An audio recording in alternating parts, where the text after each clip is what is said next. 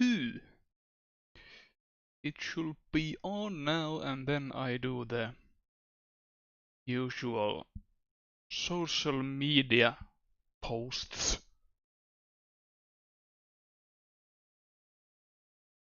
Well, they have actually been written beforehand, so I just click the going into live button.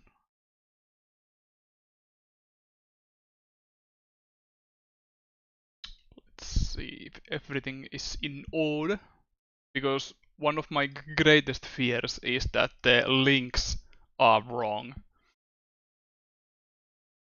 Because when you copy paste a lot of stuff, sometimes things can get mixed up.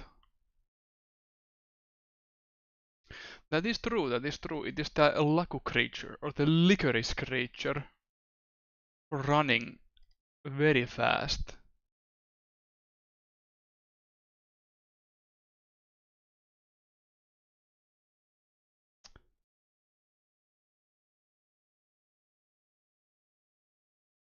But yes, welcome. Welcome to the very fun Sunday art stream.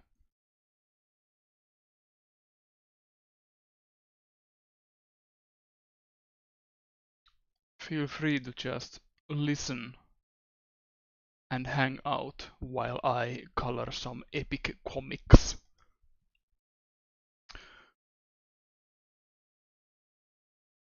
In the usual fashion, I don't have any background music, so if you have anything, you can just play it on your own, because I don't trust I don't trust my own taste in music to play for other people. So in the the video game art cover streams, I played some basic video game background music.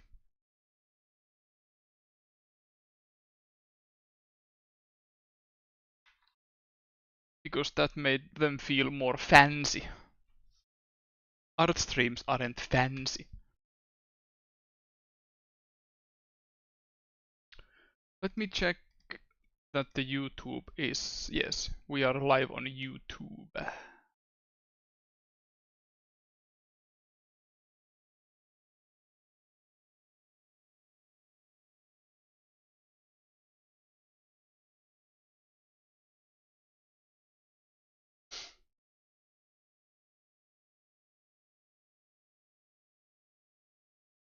Except that the... Let me check something. Just... Moment.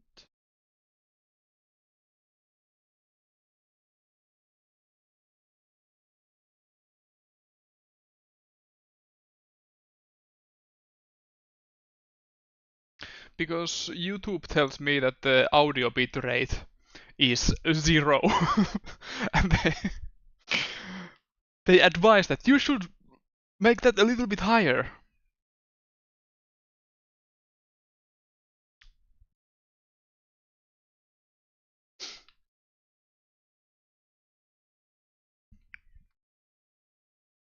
I guess it'll be alright. It'll be alright.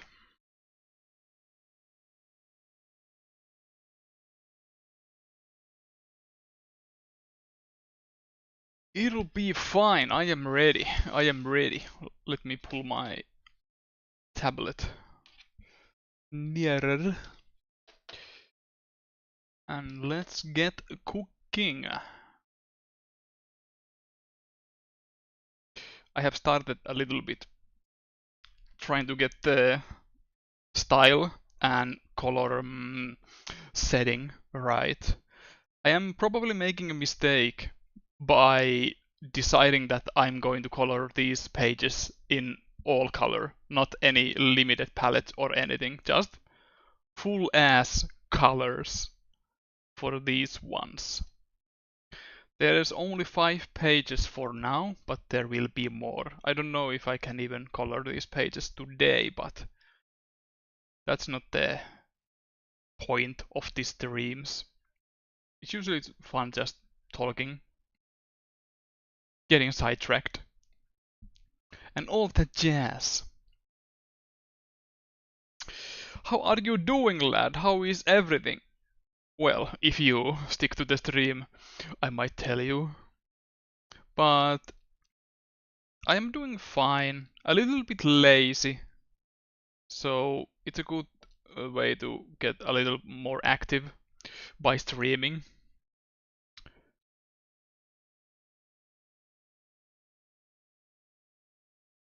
Because Finland had that +3 week heat wave going on, and I couldn't really draw.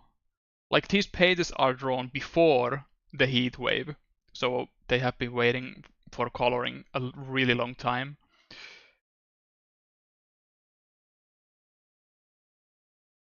But now's the time.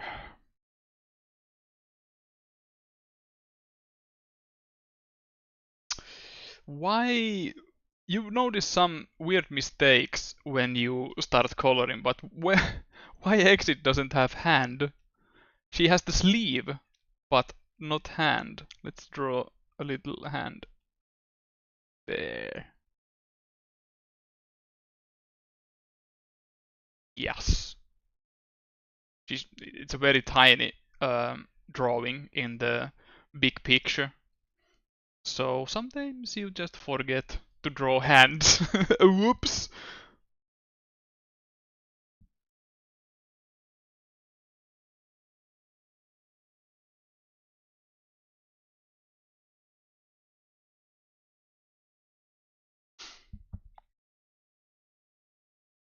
Now done with laundry. So hoi hoi Setseri. Hoi hoi to you too. Um, Speaking of laundry, I don't have any specific place to dry my laundry. No balconies or anything like that. So I just have to dry the clothes indoors. And last time I did laundry, I picked the worst day ever because it was very humid outside. So it was a very tropical weather indoors even.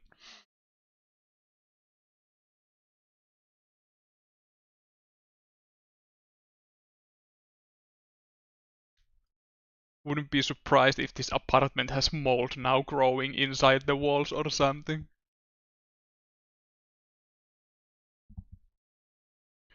Oh no, my landlord's gonna fucking kill me.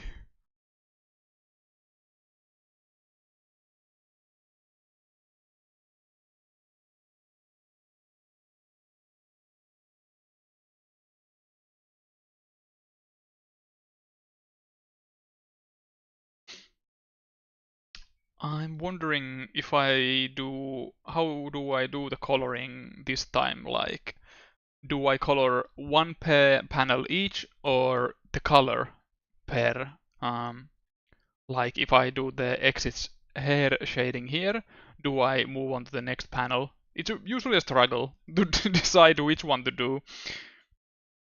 But the more I do these streams, the more streamlined it becomes, more natural.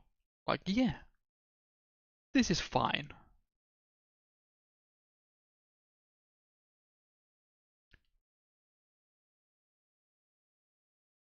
Like, you save like 0.3 seconds with the decision how you do the coloring. But hey, that's what comics are all about, streamlining the process.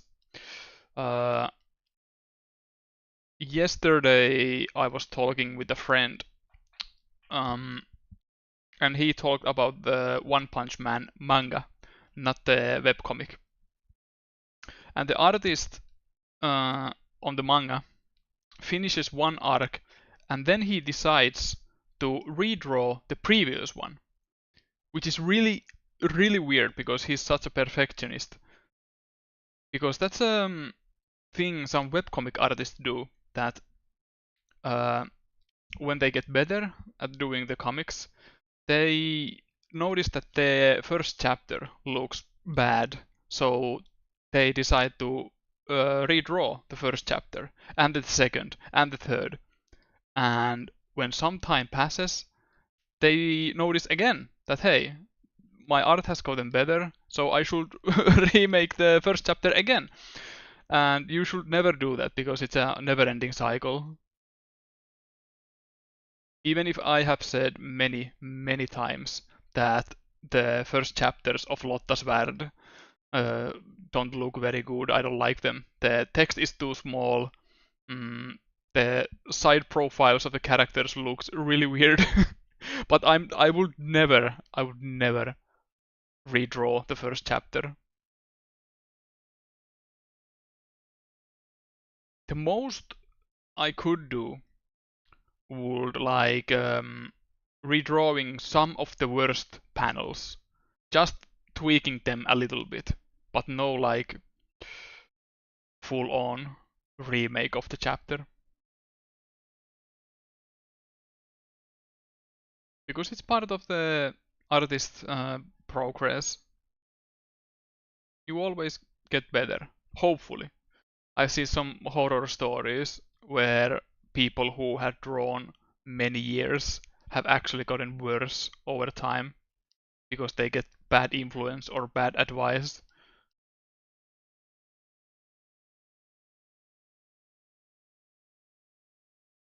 I heard some people talking about my art style or drawings in general that they have gotten worse stylistically. Mm, Probably in style, but not in on the technical level. That's how I feel, but I understand where those people are coming from. That the old art has probably some sort of rough charm to them. Probably.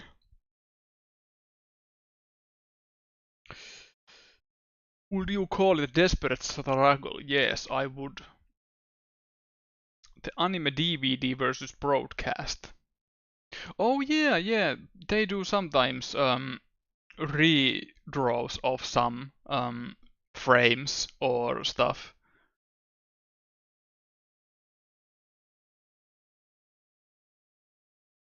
Like the legendary cabbage from what was the anime? I forgot the name. But the perfectly circular cabbage.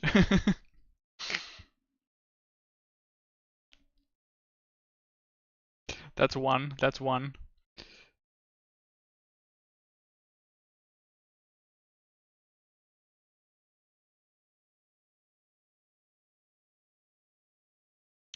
Not long ago I saw someone post their Fire Emblem art telling they redrew an old piece. I thought it was nice improvement until I realized that the old art I fancied. Yeah, this has happened to me a few times as well. That I'm not even sure that which one is the new one because uh, me, an art appreciator, I like rough art.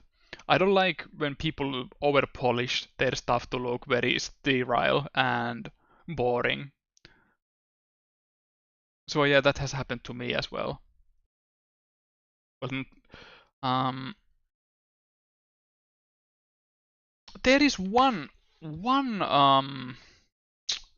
let me see if I could find it quickly.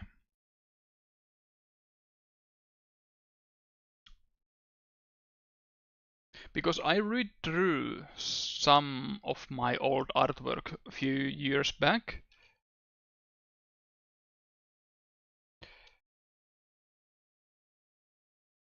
And people said, uh, let me check that the copy paste works properly.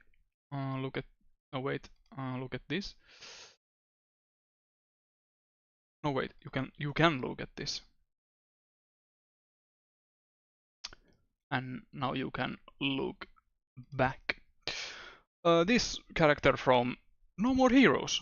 What are the odds that it has gotten mentioned twice now? Yeah, there are the years, so you can see which one is the older one and which was the one is the new. But when I posted this, people preferred the old one. I was like, what's wrong with you? The pose is very awkward, but I guess it has more style. It has better line art style, probably. More colors, stuff like that. So I can see why they would prefer it, but the pose is really awkward. I know I don't like it. Like why would he hold the sword like that? Doesn't make any sense. But yeah, the new one doesn't have that much color. It's just gray. So I probably should have done a similar style of coloring, like a little bit red shading and the cardboard texture there to make it look similar. But yeah, that was pretty funny that people prefer the old one. Where are the dragons at? Here they are. Sorry for the short sidetracked. That's a common theme of the art streams.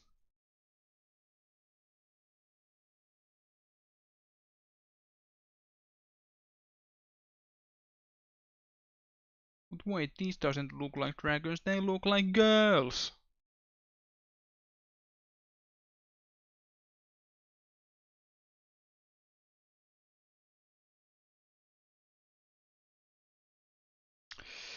Old one is bigger and probably more style, but the pose is a little. The new one is more clean and consistent. Yeah, that's basically it. Yeah. Well said.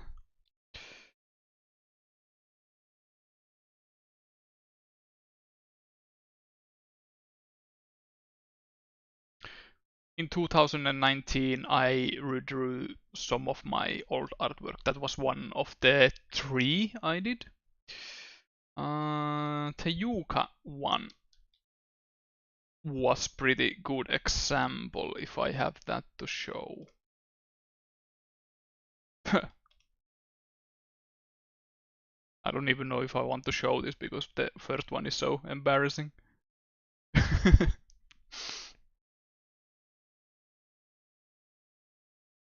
But yeah, in this one, nobody would pick the old one. If they did, they would be wrong.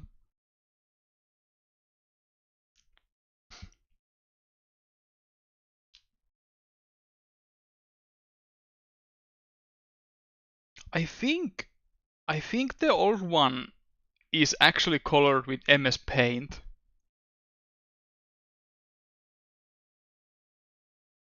I wanted to challenge myself with minimal tools back then. Soul versus soul. Fuck off. Have timeout. Just kidding. You've really improved your style, buddy. Congrats. Thank you. That's usually what happens. That's usually what happens.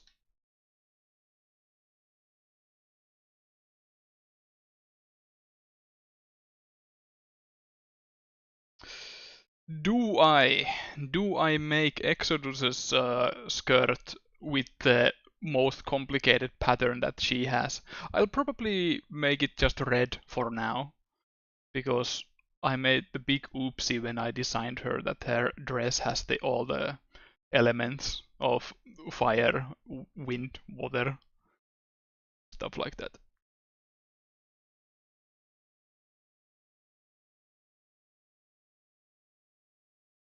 A decision I regret afterwards because I never expected to draw these characters this much when I originally designed them.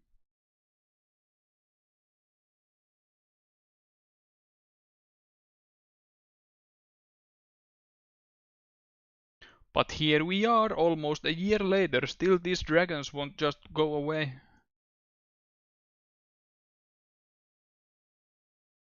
This truly has been Year of the Dragon.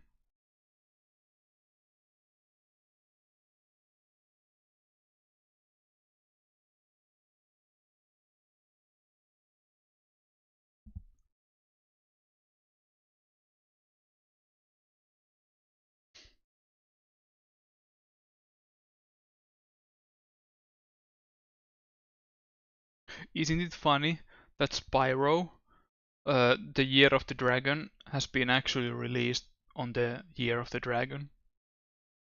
Insane. How did they know?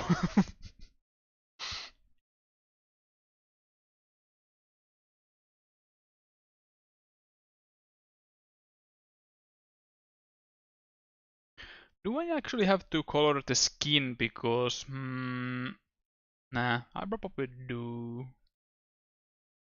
Because they, hmm, hmm, hmm, hmm.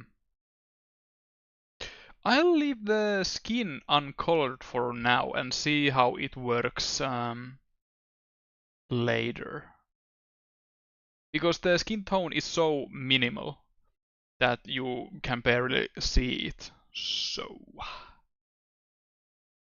yeah.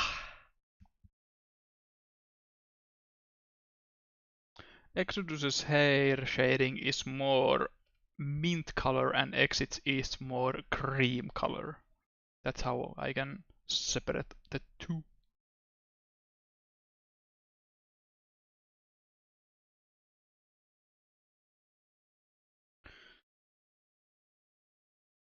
While I would not call the old one better, I feel there is something there. Cause maybe you could call me a negative Nancy about this, but I have really started to groan when an art style is just cute girls. Well,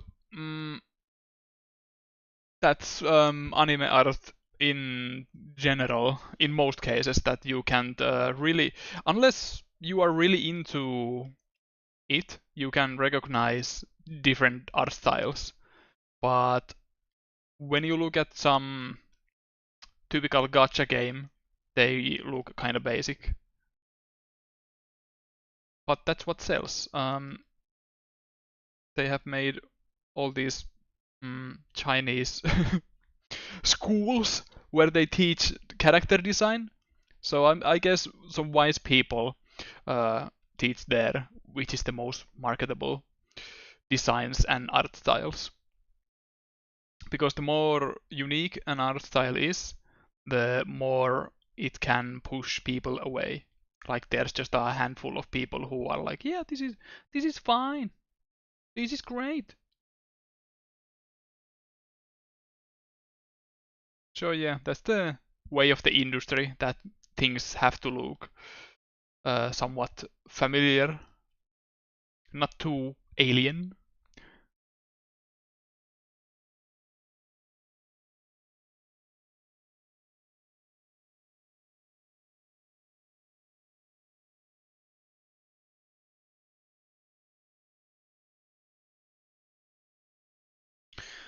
Then again, when the style is so safe it's not distinguishable at all, why would anyone get interested?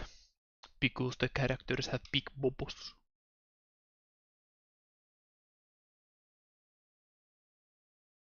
I don't think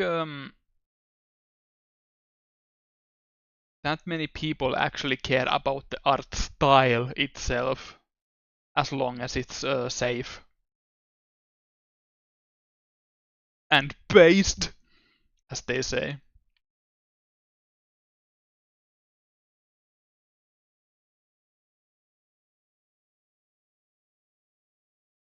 I guess Hoyoslop is a good way of putting it. Like, they feel so scientifically crafted. It's a soul versus soulless argument, but the soulless stuff just feels like it could be AI as well. Hmm.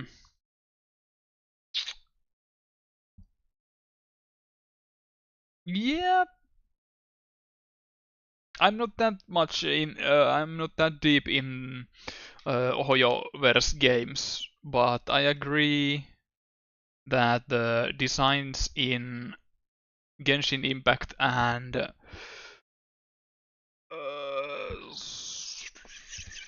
what was the sci-fi? Mm, name escapes me. It's not Stellar Blade, that's a different game. Which also has not good character designs in my opinion. They are kind of boring. Honkai Star Rail, yeah. Honkai Star Rail and Genshin Impact's character designs don't speak to me. They don't have any cool elements I like. The only HoYoverse games design which I sort of like is the Zenless Zone Zero characters because they are at least trying. But I really don't like the animation style when the characters are over animated. I hate it. It was even bleeding into Arknights in one event, in one event's introduction video. The one character was flipping around the place like a Zenless Zone Zero character. It's a bad influence. Don't do it. It looks bad. It's so bad.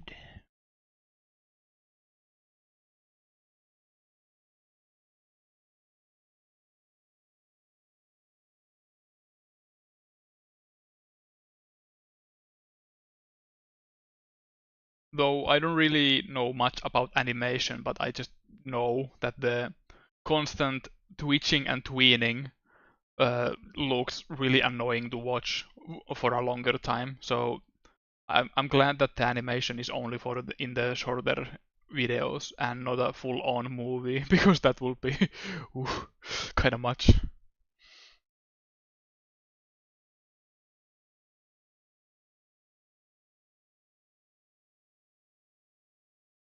Chat, you have very important mission today. If I forget to color Exodus's these red, I what's the word? Eyeliner? No, eyeshadow. Please mention. If I'm about to go to the next page and I haven't drawn or colored the eyeshadow, please stop me.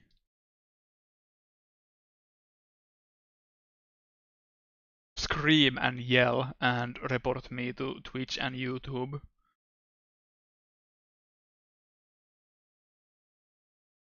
Because I usually forgot.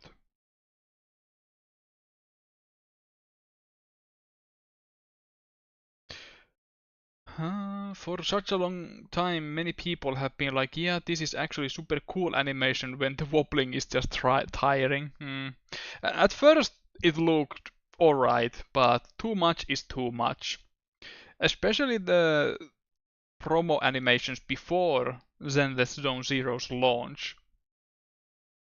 They were like excessively flying all over the place. The characters, I mean.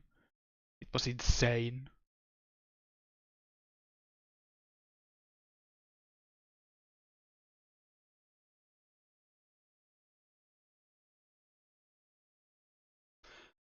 Like some sort of middle ground would be great because in some games in cutscenes characters are just standing still and looking upset all the time, and that's not good either. Um, Pretty bad example, but Valkyrie Elysium, which I played some time ago, that game's cutscenes were so shit and boring because the characters just looked angry all the time and stood still. Like, why even make a cutscene where characters just stand still? Like, isn't the point of cutscene to be that you could do something there which you can't do in the actual game? But nope.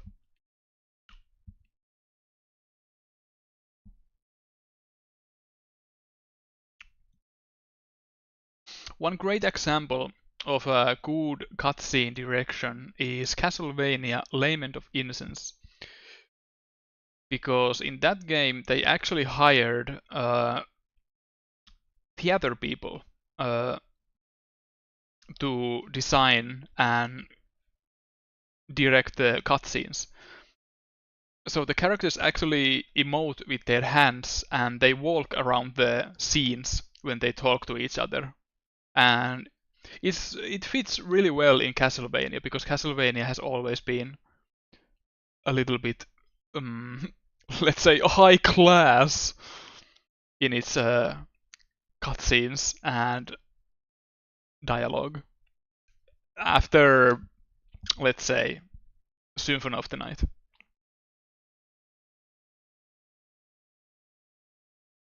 Not like very high culture, but a little bit higher, like 2%.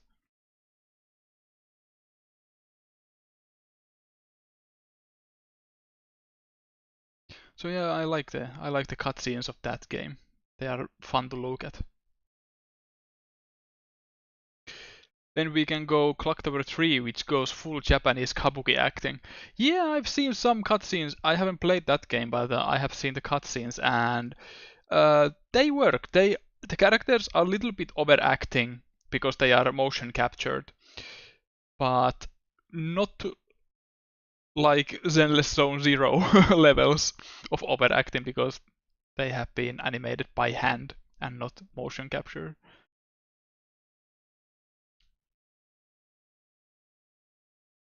My absolute favorite cutscene in Clock Tower 3 is the Enter Corroder, the one enemy of the game. Because it starts with this so sweet scene with old woman and presumably her son. And then this absolute maniac just kicks the door open. Enough of playing Happy Family, you make me sick. He's just having a laugh, having a good time with acid and stuff. I really, really recommend watching Enter Corroder from from Clock Tower 3 because he just comes out of nowhere. It's very scary. Truly a horror game.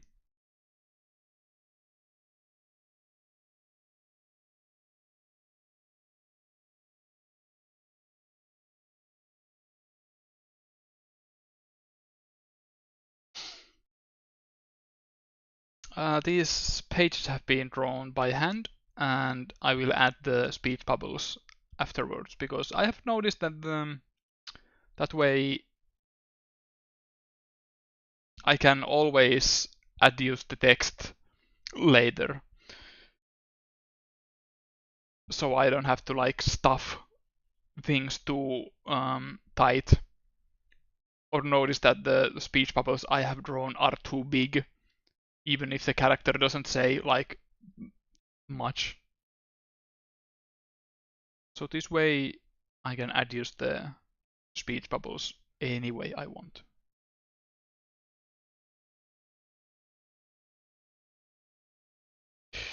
Or when Alyssa meets his old childhood friend, that Kuskant scene is quite trip. Is that the one with the weird that's slightly sexually charged?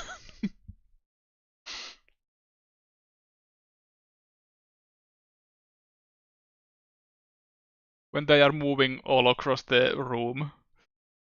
Yeah, that's a cutscene, all right.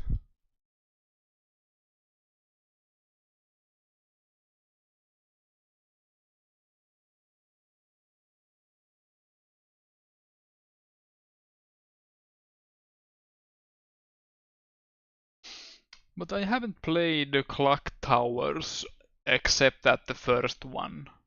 I got some bad ending when I streamed it like 1 million years ago on Halloween. But I appreciate the atmosphere of that game. It's very, very cool. Pretty ambitious game for a Super Famicom game. And hello, hello, Remil.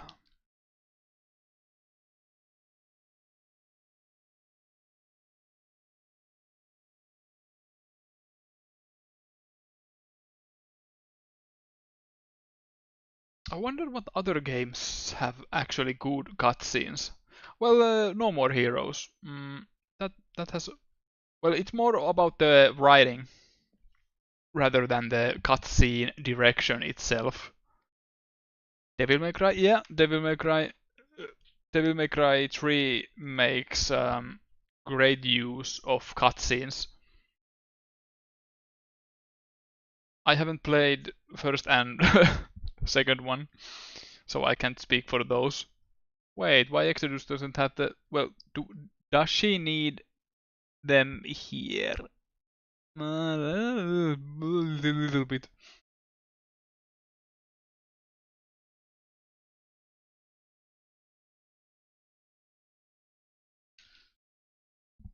Armored Core 6 has some pretty good cutscenes. Huh. And of course, Final Fantasy series, after 7. They make pretty good use of things they can show in the game. So they have decided that let's make them CG cutscenes.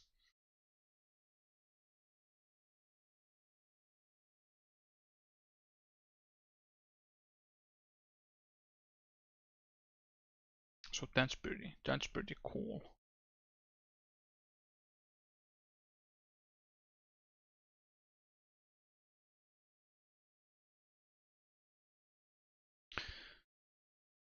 Was about to mention 16. I remember being pretty nicely directed when you go to the good cutscenes. Well, if they took inspiration from Game of Thrones, they had good reference point, I guess.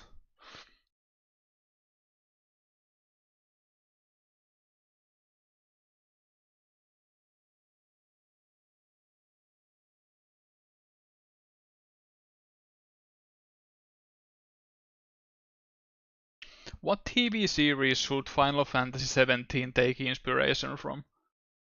Something like Twin Peaks.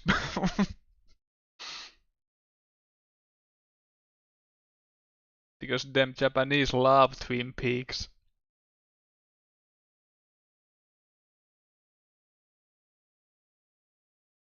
That 70s show. Oh hell yeah. Final Fantasy with funk soundtrack. Count me in. If I say Lotus War, will you slap me? Yes, I will. No Japanese media. Something more interesting.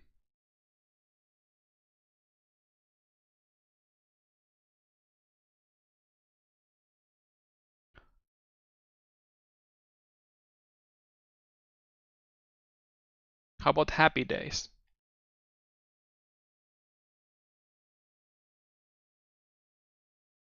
I was about to say that yeah, the next Final Fantasy will have cool leather jackets and sunglasses, but isn't that basically every Nomura design?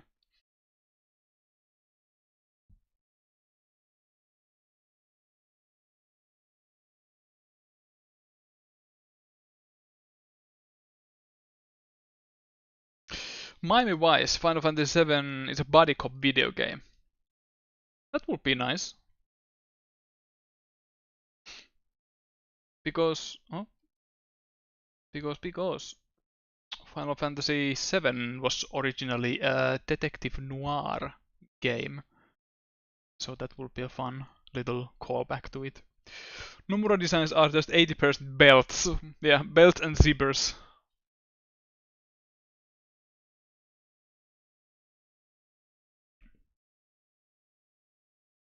I wonder what the dude is doing now. Is he working on, well, Kingdom Hearts 4?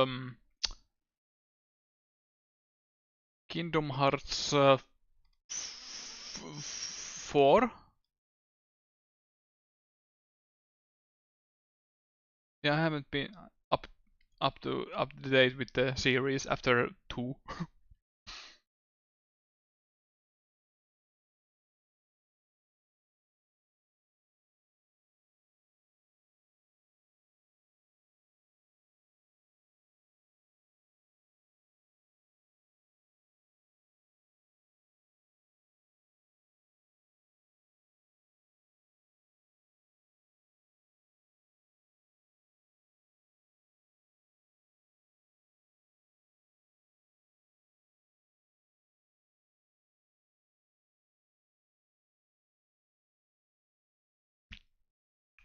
But I had good memories of Kingdom Hearts 1.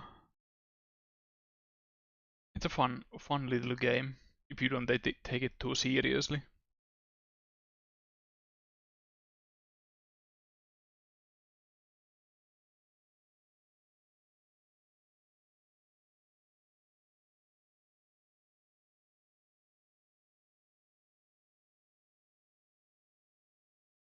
Would be fun to play it again sometime because it has these all um, remix super versions with extra content and stuff. It would be fun to go back to Kingdom Hearts at some point.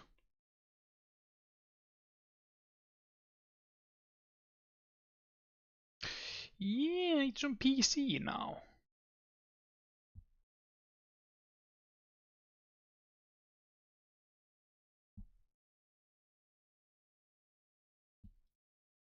Goofy! Wow!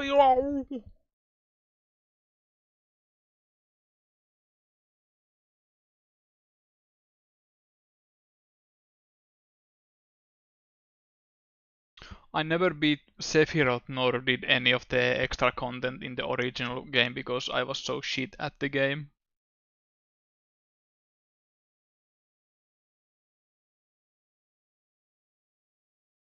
I remember that Kingdom Hearts 1 is the first game I have ever gotten actually mad at the game. That was the first experience. The Riku boss fight at the near end. Because the PlayStation 2 version, you couldn't skip the cutscene. So if you failed the fight, you had to watch the Kyrie's inside of me cutscene every time. And it's a pretty huge difficulty spike at that fight. So yeah, I was pretty mad.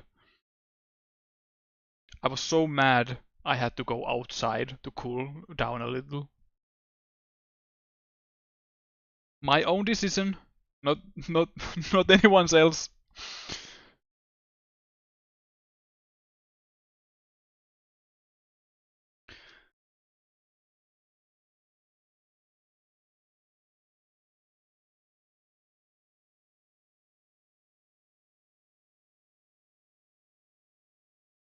I would also lose my mind if I had to rewatch a cutscene like that every time. Yeah, yeah, that was like punishment. Punishment for failing the fight, having to watch the cutscene again. Time for you to move out, son. I wasn't that old. I was underage when I played Kingdom Hearts.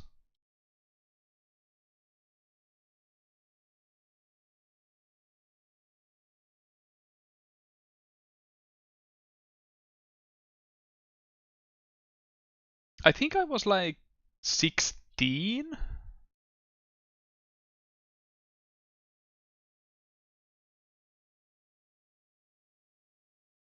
Because I remember the instance when I got the game. Um,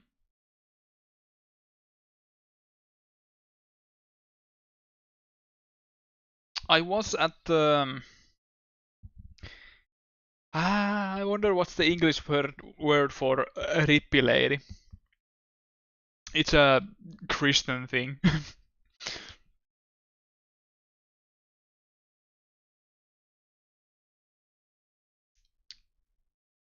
Confirmation camp.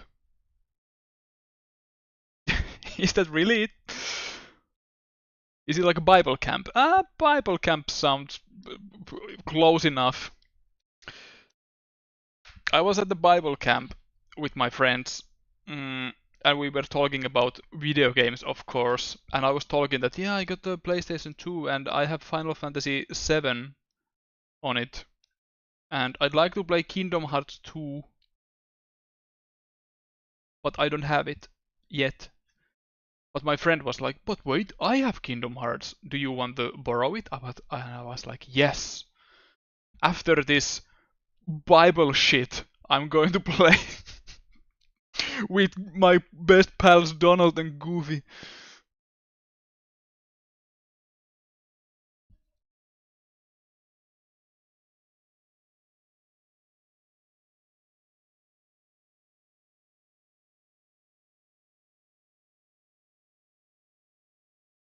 Days of being able to borrow a game like that.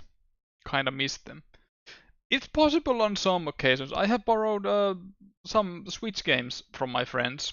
Like I lately played Pikmin 4 because my friend had it and I didn't. Imagine that.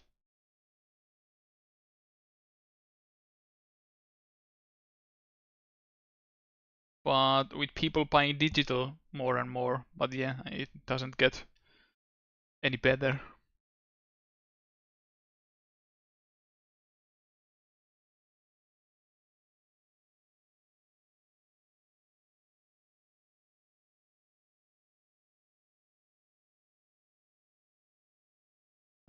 This is a repeat for the Finnish viewers who have watched my streams on this channel, on this Twitch channel. But my friend bought Switch 2, but he didn't play with it. So I asked that, can I borrow it to play Donkey Kong Bonanza? And he was like, yes. So I really, really wanted to buy the game physical, but my local game stores or electronics shops back at the countryside didn't have any on stock on the release day, so I had to buy it digital.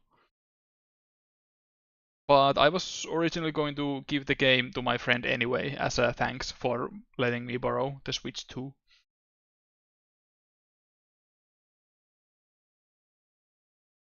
Now enough of this Jesus nonsense, let's play video games. Yeah, I had pretty good memories of the Bible concentration camp.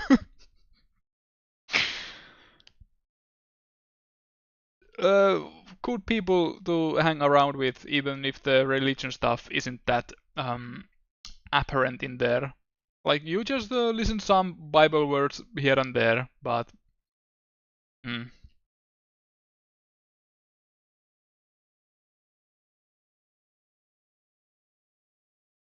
it's more about the hanging out around with friends,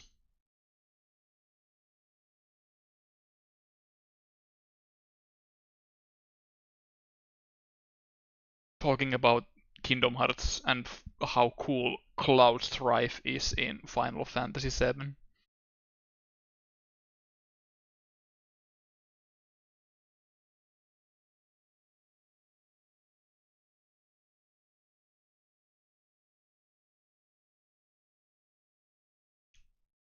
I probably made a mistake by deciding to color this in all colors, but because this is the first page of the 5. Uh, oh well, there's no rush.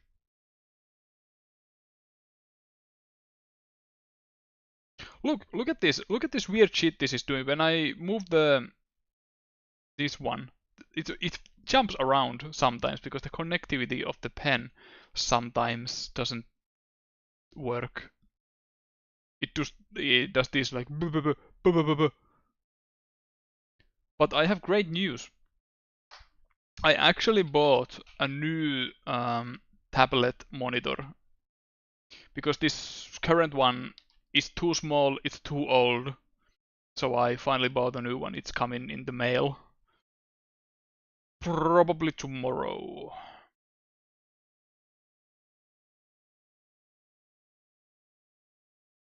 It was a little bit expensive for my tastes. 1,000 euro. But I'll just have to make more commissions.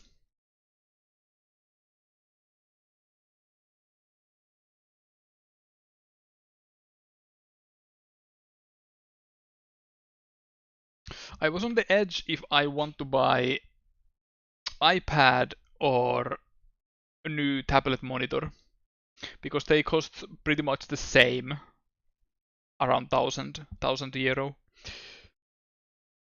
But even if iPad is a multimedia tool, you can do lots of stuff with it. I don't really, I don't really see myself having any comfortable position to draw with iPad. So that will have to wait a little bit. Expensive. X-pun.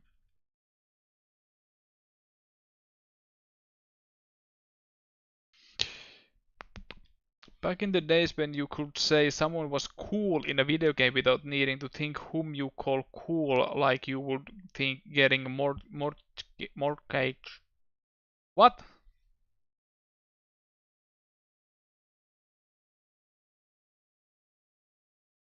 I don't get it. I can call anyone cool without having to worry about anything.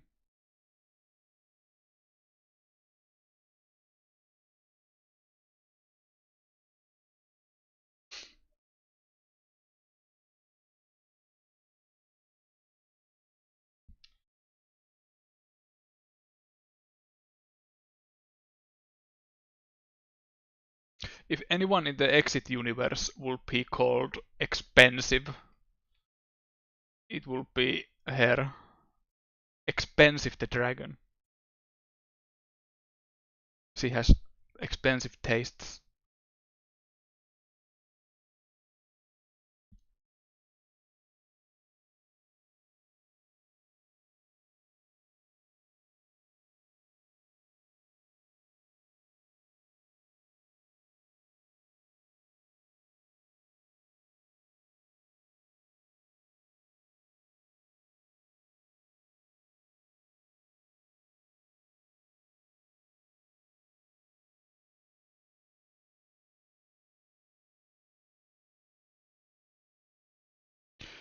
More like you didn't need to be afraid to be called cringe on whom you thought was cool. What kind of places do you use? Because I have never had that problem.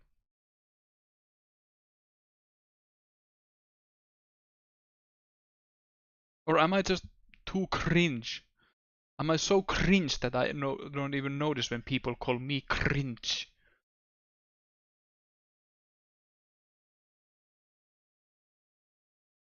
Like hell, in the art appreciation streams, video game cover arts, I was calling there's a fucking whole category called cool because I thought that some video game covers just are cool. So yeah, I don't really get it, and I feel sorry for any forums or anything you use where people call others cringe for calling things cool.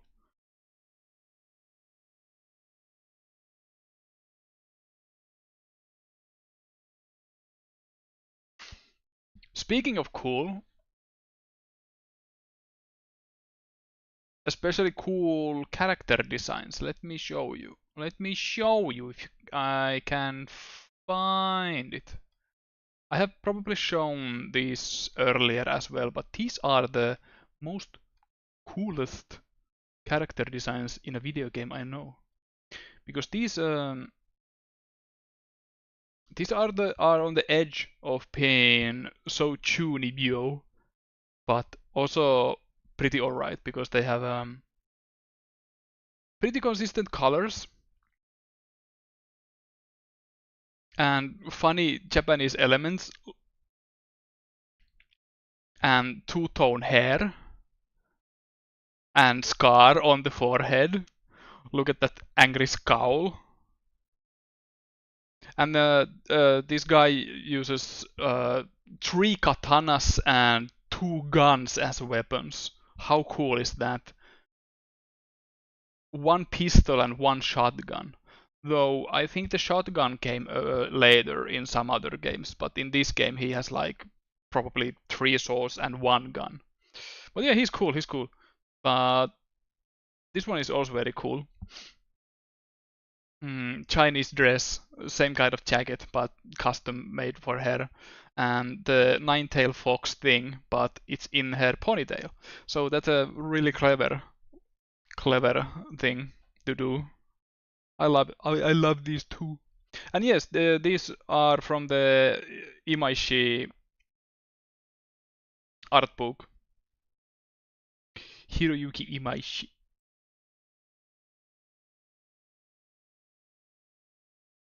But yeah, I love this. I love this. Very nice. Very nice.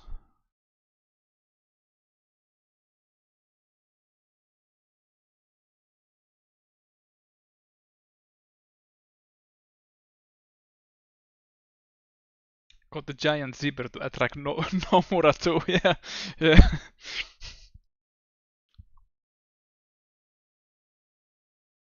The intro animation of Namco X Capcom or Namco Cross Capcom, because Japanese people usually pronounce the X as cross.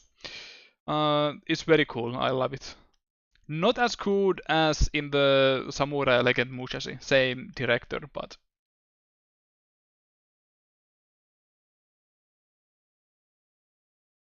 see, I am using cool. I am free.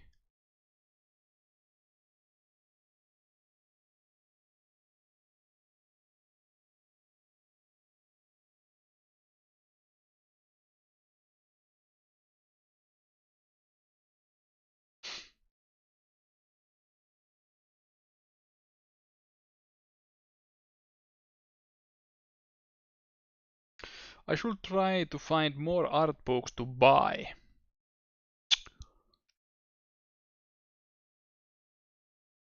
I found, or my friend linked me one site which has like vintage art books from Japan. Um, but some of them are pretty expensive because they are so limited prints. Like, let me see, let me see. Huh?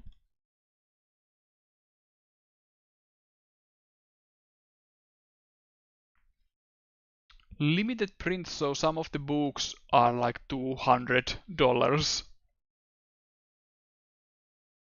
But they have pretty good previews of each book. There may be some naughty stuff, but they censor some of them, so no worries there. Like, I was excited to see Angel's Egg art book there. It has been sold out, but it has some previews which I have never seen before. So I was very, very happy about that.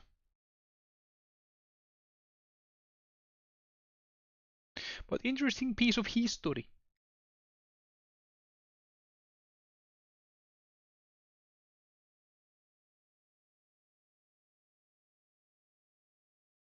I'll probably leave the skin as white. Like, I don't do the skin tones because I think this doesn't really add much. Even if I do some like shadows with this tone, will it look?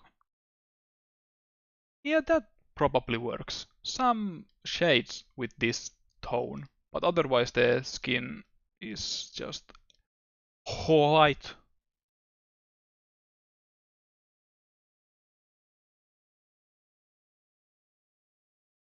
Yeah, it is a neat site. I thought it was kind of funny that some Amano art books of its Final Fantasy art were borrowable in local libraries. Huh, cool.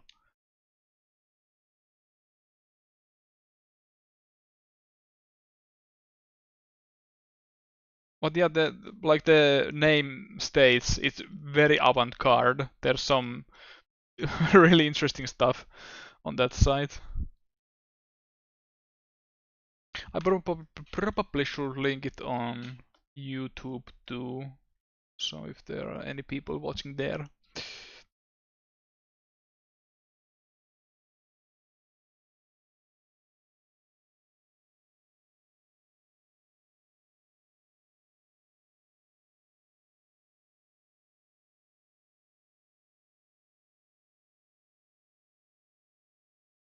Shame they were just the art without any text. Yeah, there aren't any artist thoughts about the process or anything.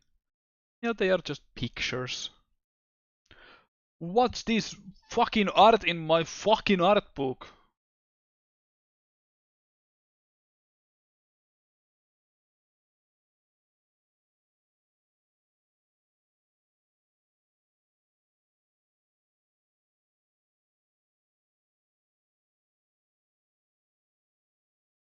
In false hope, I go to local game store to check if they have any art books. Some do, but probably not the most typical, like GameStop don't have art books, they have just Funko Pops. But some more special ones probably have some, I would imagine.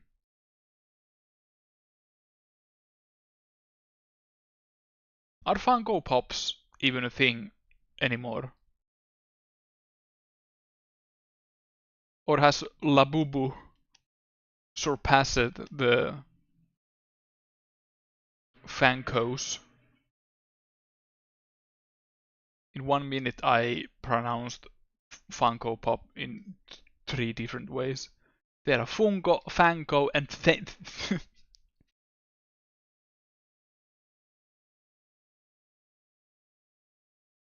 most stores still have a Wall of Death. That's a cute name.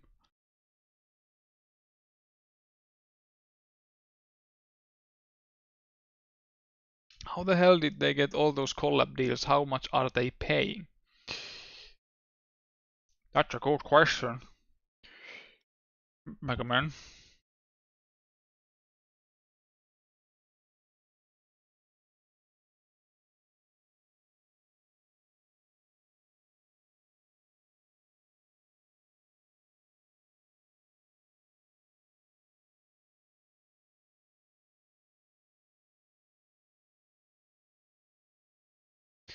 Yeah, I'm a little bit scared about the drawing monitor that's coming probably tomorrow, because the current one I'm using is a basic HD one that's 13 inches, and the new one is like 24 inches and 4K, so it'll be a huge huge leap from this one.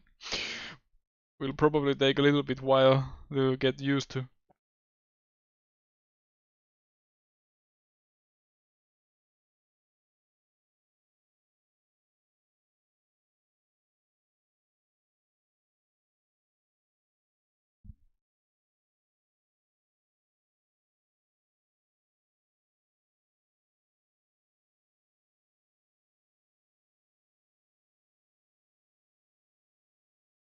Because one of the annoying things about this current one is the how shaky the lines can be. Like, even if I have pretty much pretty good stabilization, uh, so if I zoom out and do line like this, well, of course now it doesn't look very shaky. Oh, let's try a different brush.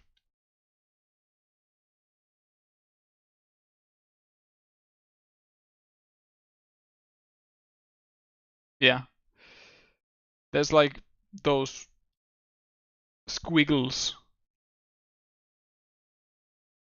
It doesn't look very good. So I hope those will disappear with a slightly better resolution and stuff.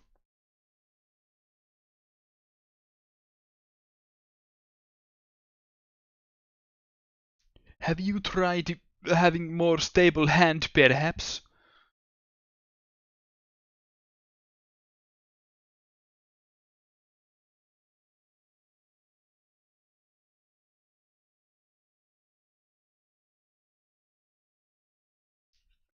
That has to be in sepia tone because it's a flashback.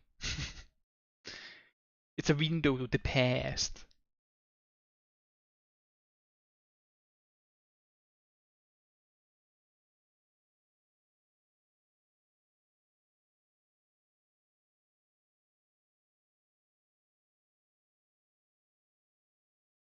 Trying out different stabilizer hasn't had any effect.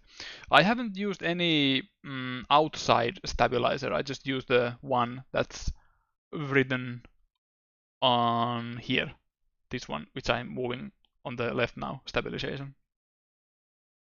But I have heard that there are some like software you can download to make the pen move smoother, but it's about time I got a new one because it has been on my mind for a long time.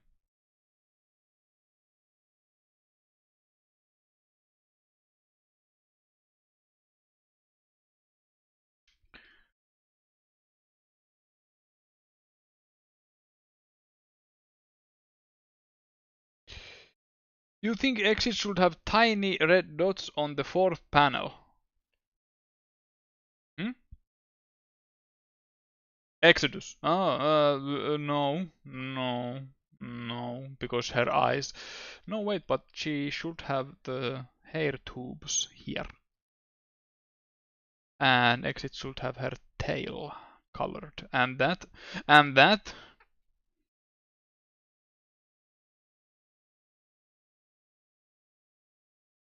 So yeah, good advice.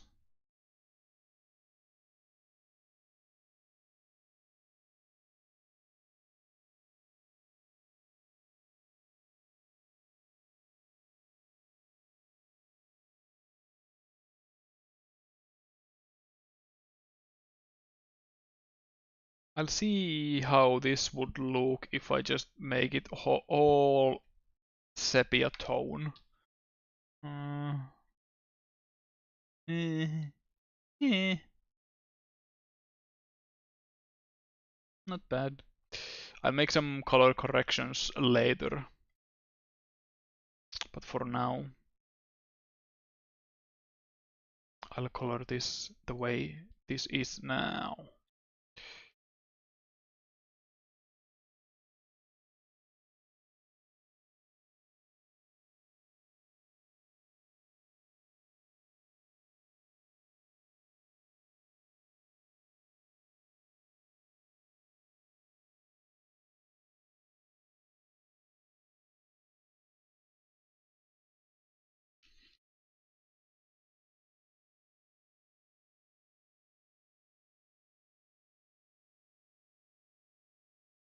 My favorite Funko Pop thing is the Funko Pop house in Cruelty Squad.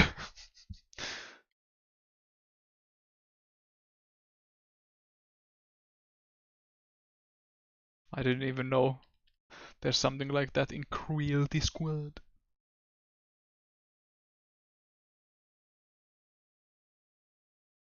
Hooray! One page. On to the second one. Yippee!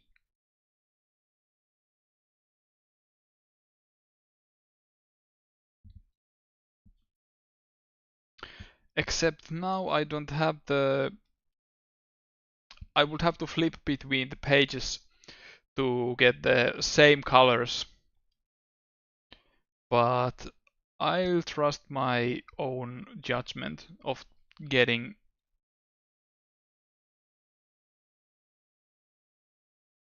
like close enough colors. I got an awful sense of deja vu that I have talked about the same subject when coloring something like this.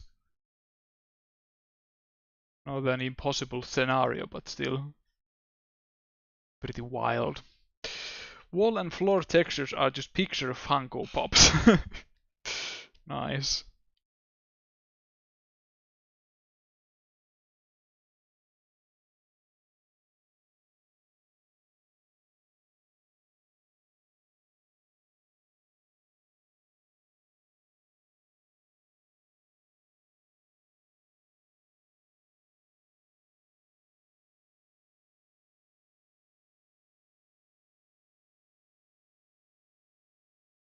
The story of how Exit got her first Funko Pop.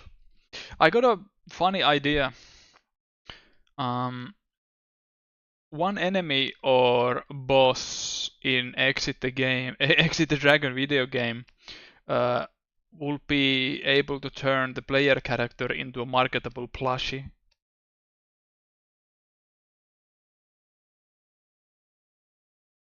Like if anyone there has played God Hand, there's one boss who can turn the player character into a poisonous chihuahua.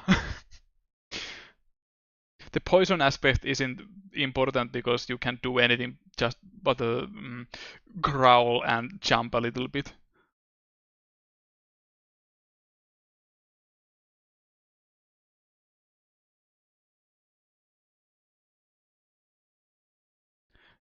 But it would be funny if the player character turns into a plushie and they can just make a sick backflip.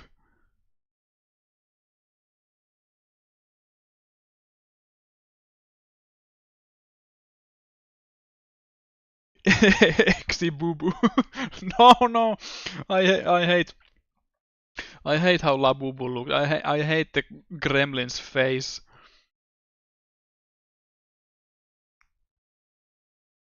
Getting turned into a collectible is a plot point of one of the Shanta games, Seven Sirens. I haven't played that one. It's on sale on Steam right now for like 12 euro, probably.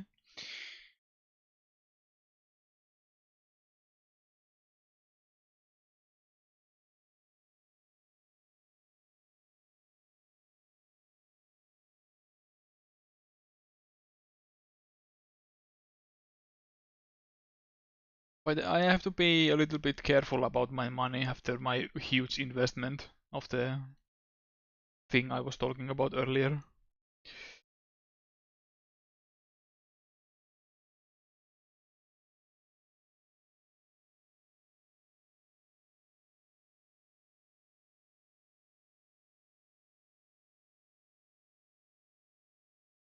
Speaking of things that happened earlier, I mentioned that Finland had like over 3 week heat wave over 30 Celsius on many of the days. So I couldn't really draw, and when I can draw, I get a little bit upset. I whip myself that you are lazy, work harder, but I can't. It's so hot.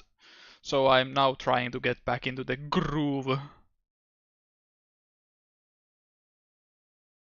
I don't mind nice weather. It was cool to be outside and stuff like that, but I really like to draw as well. So my ideal weather is like 20 Celsius.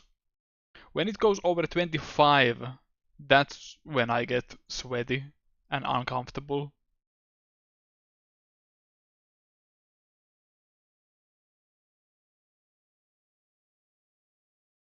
It was fun. It was pain.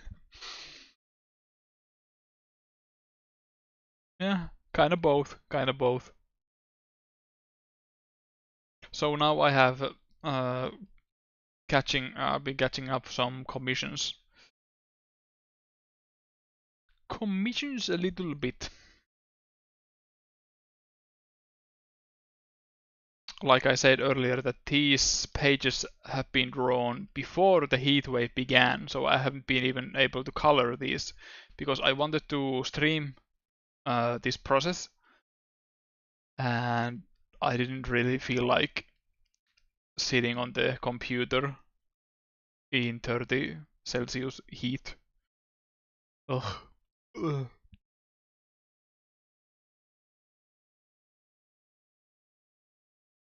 But now that's over. Mm, they are the heat wave is probably coming back, but not as strong. But some warmth will come next week probably, so I have to be very fast.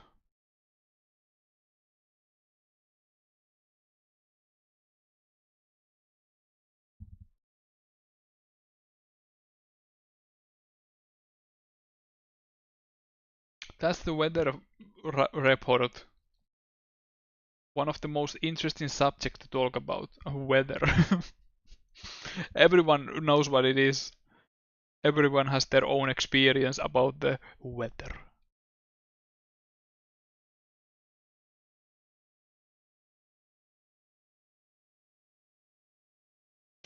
think most forecasts say the week after the next. Okay, okay.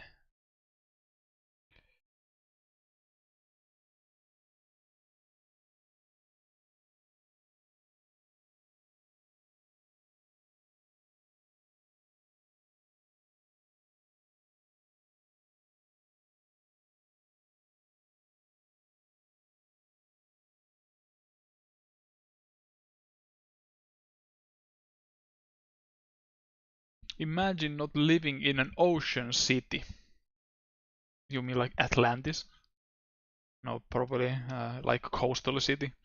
Yeah, there's probably some sort of wind in those kind of cities, but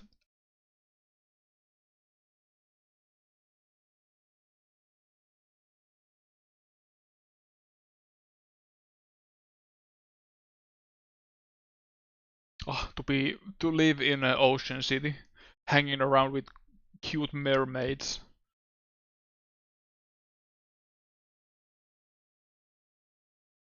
But I don't like seafood that much.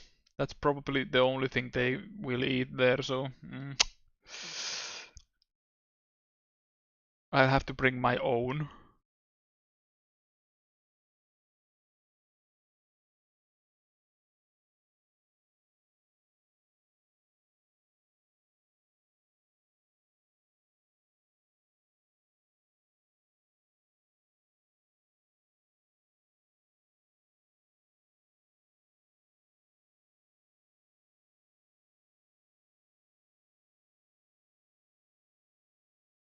Super rainy here. Most wet July it's been for years.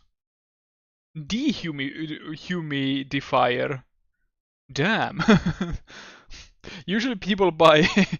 No, no, wait, no, wait. No. Dehumif. What a word. Dehumidifier. My childhood home has one because it keeps the mold away if there's any risk of that happening.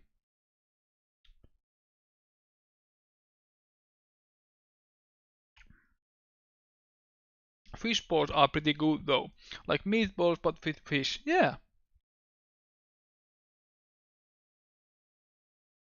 I agree. They are.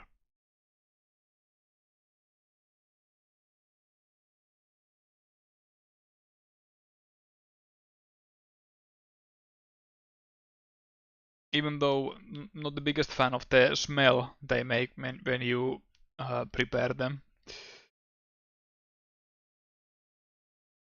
Smells fishy.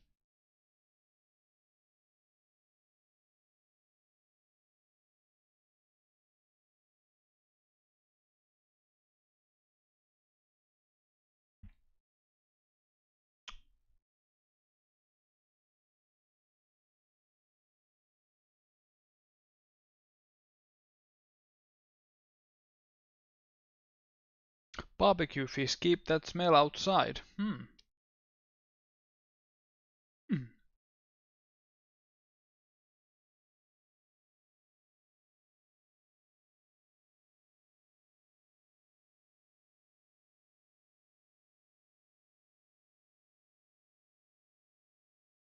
I'm not the biggest fan of sushi because, well, in restaurants I'm fine with it, but like deli sushi, each time I have gotten one, I have gotten sick.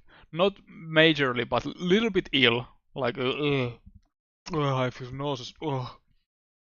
So the fish probably isn't that fresh. So I have not good experiences eating a sushi. But no problem eating one in a restaurant. Except, one time in the city I live, I wanted to try some lunch sushi, and the sushi had sand in it. Like it crunched in my teeth, and it was disgusting.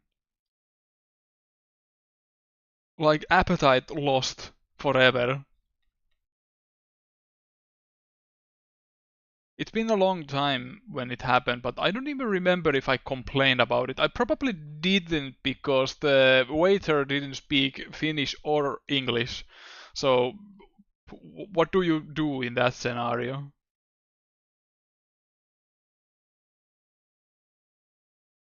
What sand in Japanese? Suna.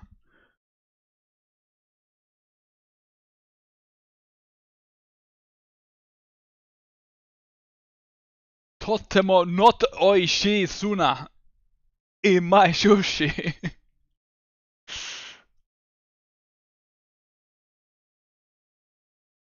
Kimoi desu.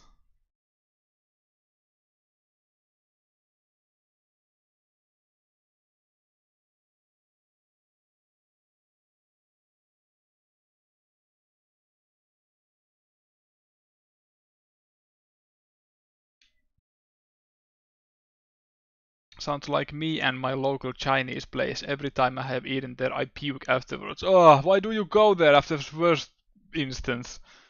I would like blacklist them from my mind, even if it happened once.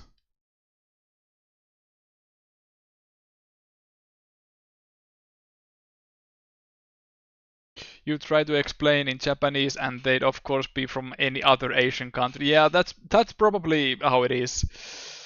Like Chinese restaurants are might be ran by Koreans and vice versa. How is it going, Setcheri? I've been working on the next dub. I'm doing fine. If you stick to the stream, you can hear more about how I'm doing, but I'm doing fine.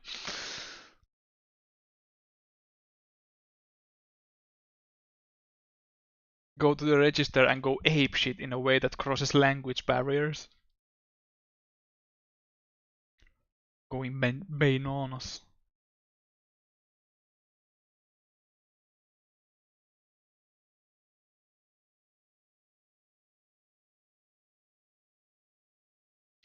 One of the most disgusting restaurant experiences I know.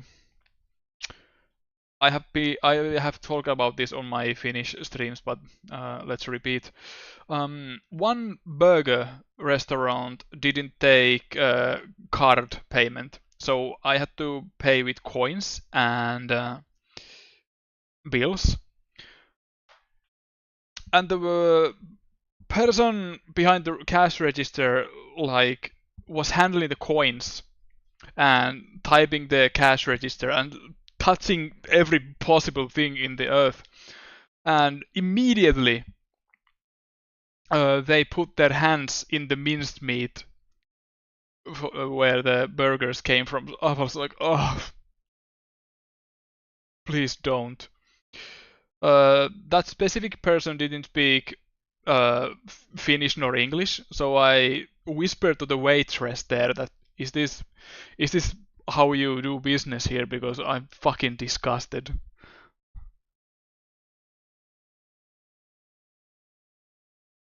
And she said that yes, I will inform the cook about this.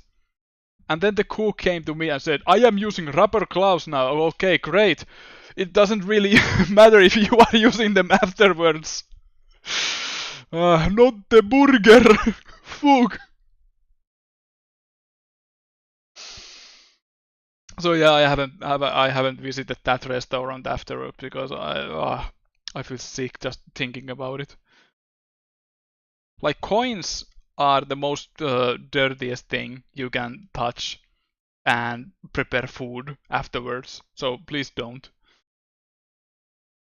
You can do it on your own time, but not when you are working in a restaurant. And Finland usually has pretty good hygiene standards in restaurants, so I was pretty surprised that happened.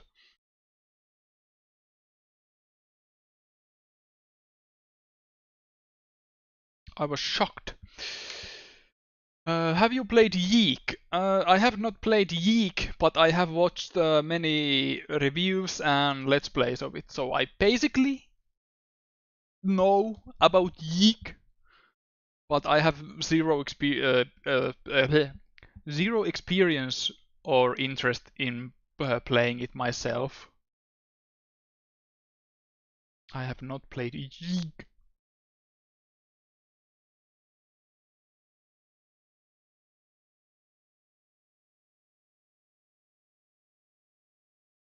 I'm not sure about that. I have heard some gruesome things about one specific cafe chain, for example. Um, which one? I haven't heard. Did you see anything of the new update to it in Yeek? No, I haven't seen any of the new Yeek content. Don't worry about it. Now I want to know which one it is so I can avoid it.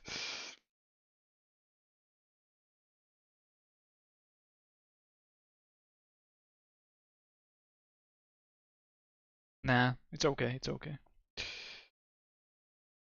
I will forget about it.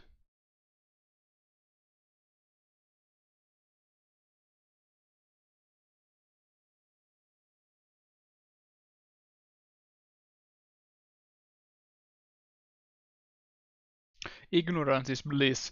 It kinda is. If I wouldn't have witnessed the coin incident myself, I probably would have eaten the burger without any worries and to probably be fine. But when you witness that yourself, you immediately get a little bit sick about the thought.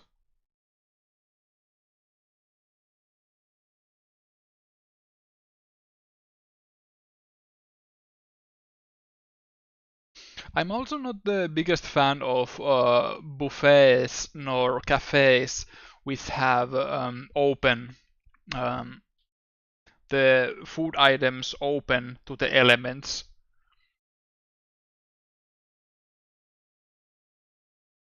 because I have zero trust in people that they won't dip their hands in there and touch several other objects in there. Take a little bite, a little taste test.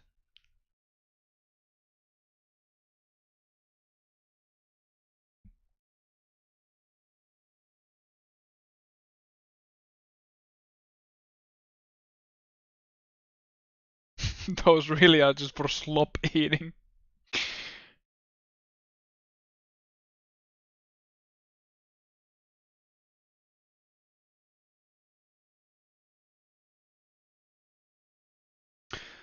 Did you know that the word slop, uh, well, you know that pigs love to eat slop, but that's not actually true because pigs are actually kind of picky eaters. Like, if you feed pigs same food every day, they will get depressed because it's the only joy they find in life. So if you feed them the same food all the time, they will get upset and sad.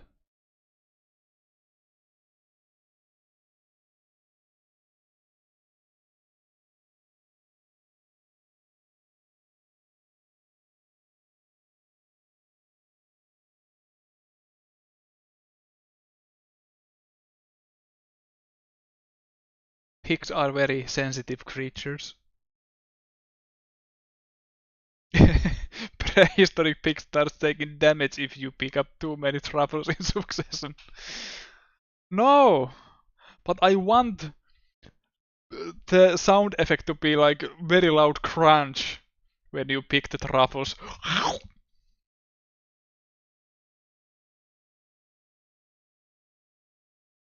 Will he start making gagging sounds later? Like,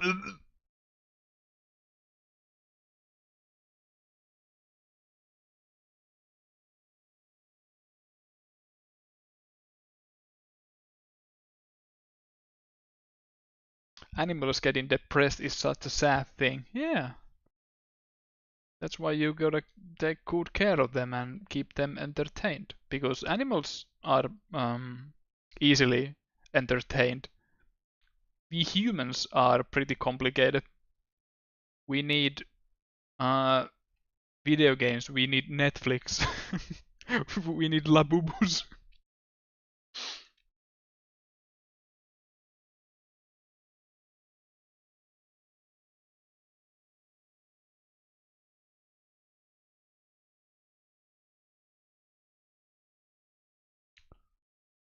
Word of the day, labubu. It's so funny word.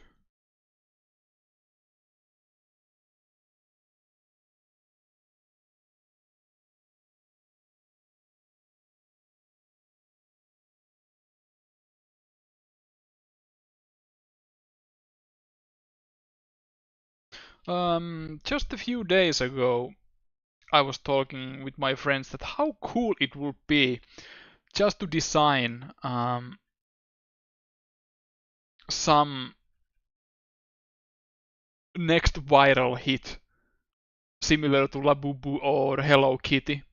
But I think the Labubu is like an industry plant thing that it isn't natural how people started to collect those things. Like it probably got some push from marketing people to make people believe that this is the next hot thing. Same with the Dubai chocolate. Now, if you'll excuse me, I will tighten my tinfoil hat a little bit tighter. But I don't think those trends are really that natural. They are pushed by some companies to sell more Labubus or Dubai chocolate or Dubai chocolate flavored Labubus.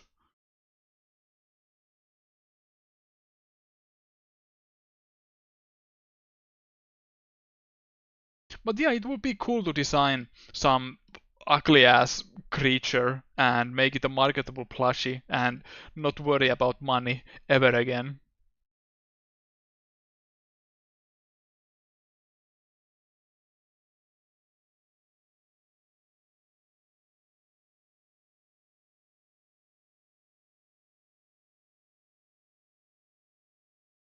Which is pretty funny because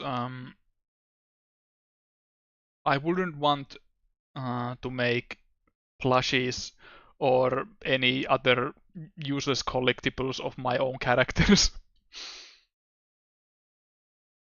It doesn't somehow it doesn't sit well with me when people are advertising makeshift dolls and stuff like that. Like good for them, but I don't want to do that. Not that there's any risk of that because you have to be more popular to get any of those deals.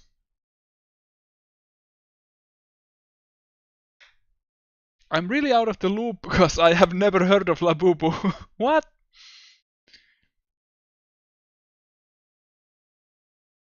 Get your Furbies now, they'll only go up in value. I had a Furby. It was a later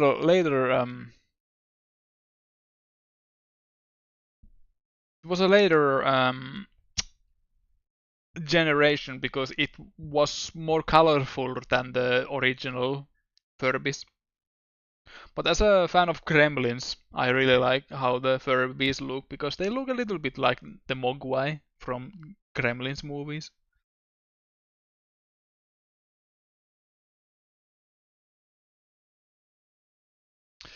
I had never heard of this Labubu creature before. Thanks for introducing me to this Lovecraftian horror. Interesting how many people have not heard of it, but it's a TikTok thing. And how do I know that even though I don't use TikTok? I don't know. I watched some YouTube video about the Labubu craze where people are going into depth for buying too many Labubu.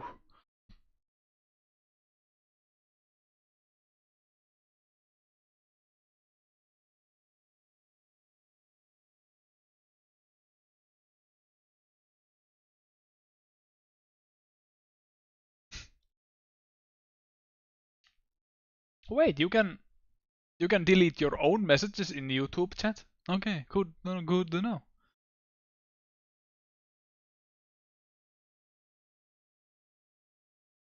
I read it of it from the news. It was also discussed on the radio. Huh.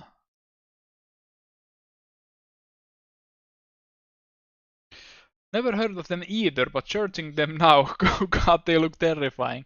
I hate the stupid grin it has. Like, it has evil thoughts in its mind.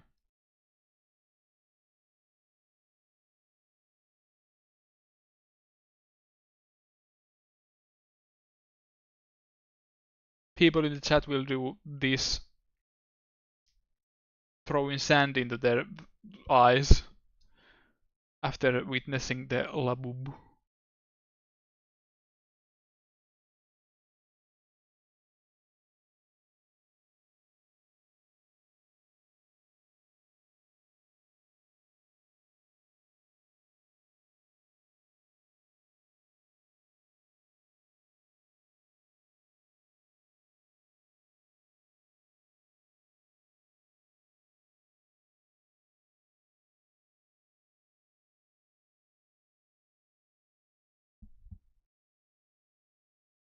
Labubus are the greatest argument for communism.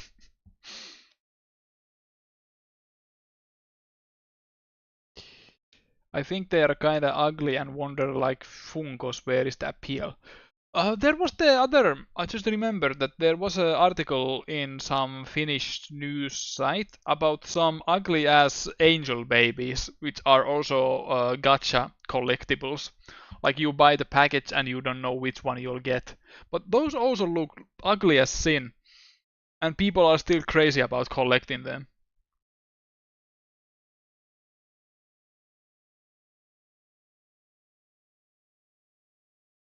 I don't remember what they were called because I wasn't that interested in them. Labubu actually is easy to remember because of the name,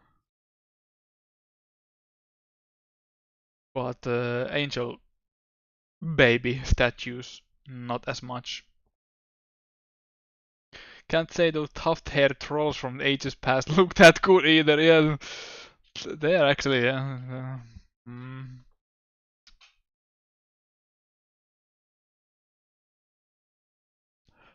Can you even find any of the original ones? Because they made the new movies. Pardon about the excessive nudity on the screen right now, but yeah. Uh, yeah, this face isn't that great.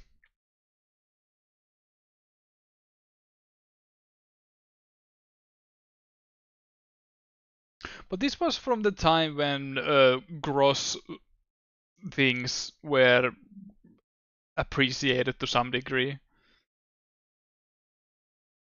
Uh,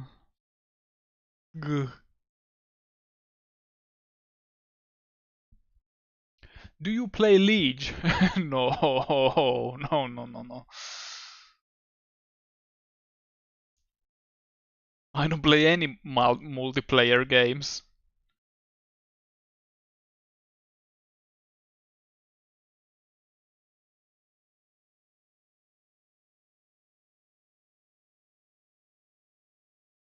Or do I? No, no, I don't. No, I don't.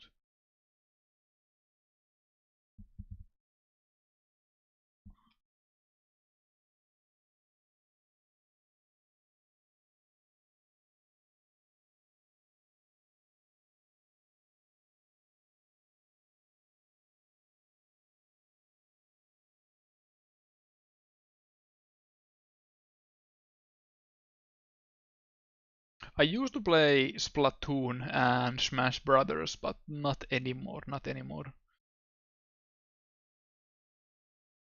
When I had the Switch 2 uh, from my friend, I tried Mario Kart World a little bit, but I didn't really get into it.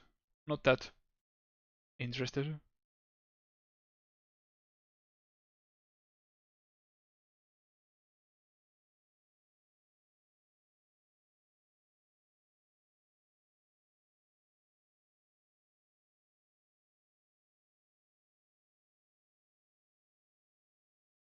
I'm a lone wolf who appreciates single player games.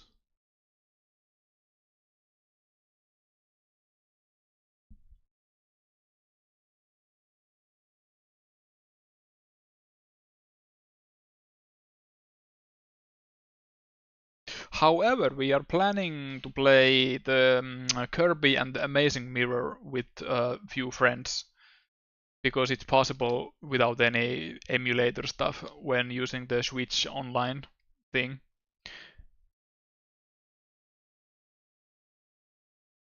Because I think it would be pretty cool to play the game as it's intended with 4 players. Kirby and Amazing Mirror is a Metroidvania, but with Kirby.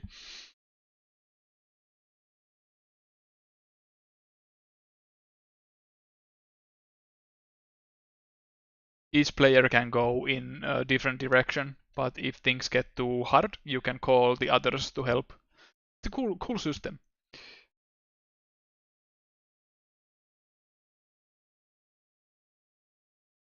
I think Amazing Mirror has that super adorable flame bat sprite too. Does it have the face you just put uh, with the tree face?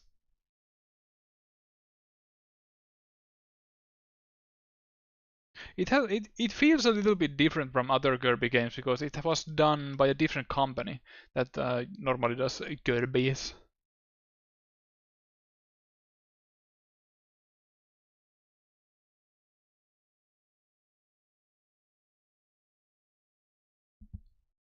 It was done.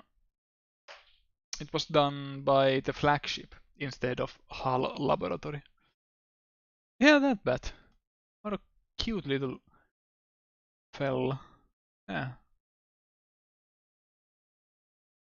It was Capcom, right? Yeah, I think flagship was like Capcom's some division.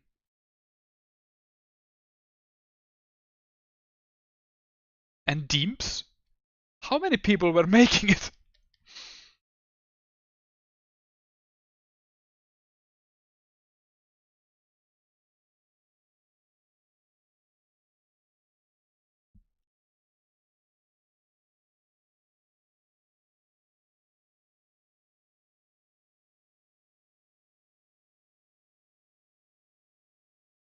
I remember when I was playing some Japanese game on my DS, and this one guy at the party I barely knew was like, "Hey, I know Japanese. I can translate the game for you." And he took like 3 minutes to be like, di, di, Dimburu. Dimburu. It says Dimburu. Yes, that's the company name who made the game. Can we move on? This is taking forever if you want to translate each line.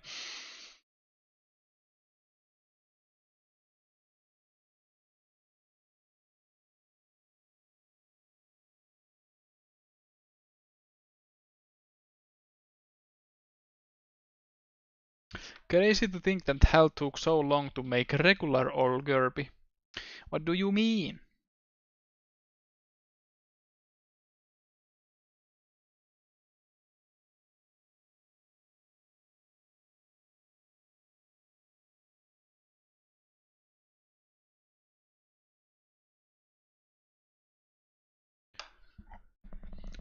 I read the hiragana and katakana charts 3 years ago. I can read it.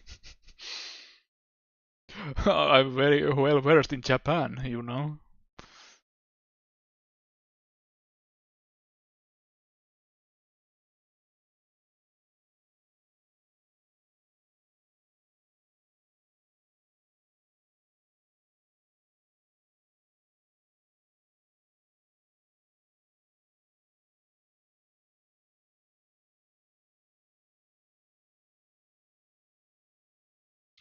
Like, I think after the Kirby 64, it was until Return to Dreamland in Wii that they made another Kirby platforming game. Yeah. I understand because, yeah, the Return to Dreamland was originally made for GameCube, but it had some problems with the development, so it was moved to Wii.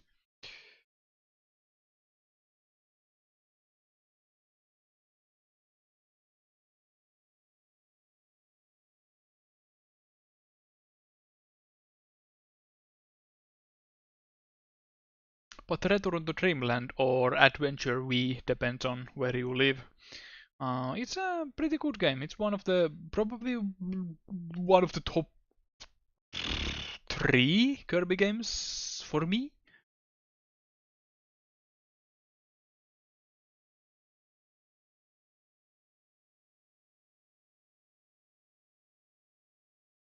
I really like Kirby 64. It's a nostalgic game for me. The Adventure Wii, pretty good, and I really like the Forgotten Land as well. They didn't go too crazy with the 3D aspect, and I can appreciate that they tried a little bit safer. Nothing like Kirby goes open world. Please don't.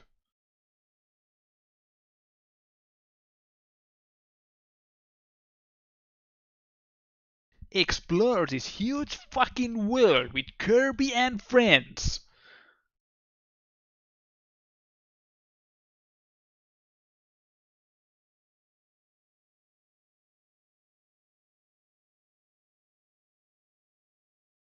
Played through most Kirby's, but Superstar still has the best vibes overall to me. It's pretty good. It's pretty good. It was my favorite for a long time, but nowadays replaying it is a hassle.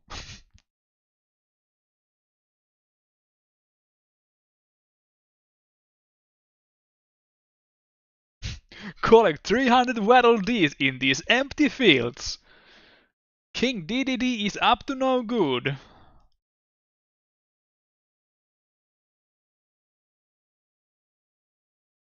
Kirby's fucking world coming to Nintendo Switch 2 only this December.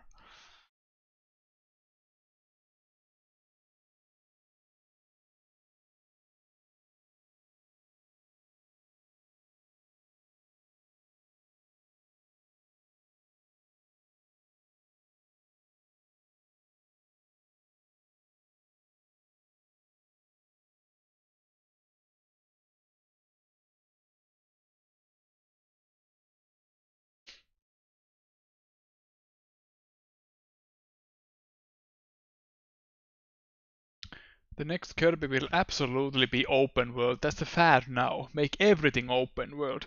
I think people are getting a little bit tired of the open world meme. So I think they will continue with the Forgotten World uh, uh, formula, but just expand it just a little bit.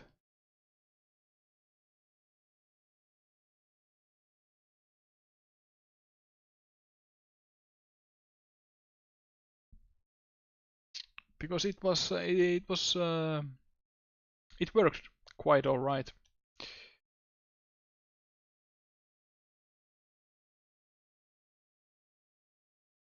Hey, at least Donkey Kong Bonanza wasn't open world. It's kind of open with its gameplay mechanic that you can just smash through stuff, but not technically open world. The next Kirby game is what everyone wants, a turn-based RPG. Paper Kirby, I wouldn't be against.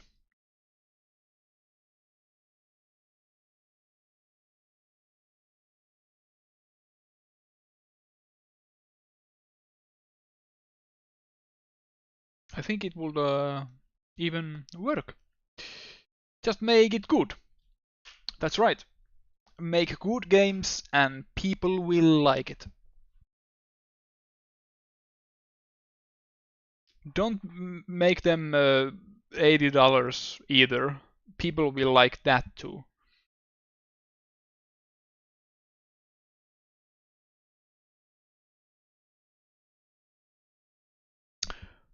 Yes, I have a little bit game development background. I know what I'm talking about. Make good games and make them cheap. You can thank me later. Did you know that I work at Blizzard? I know what I'm talking about. I work at Blizzard.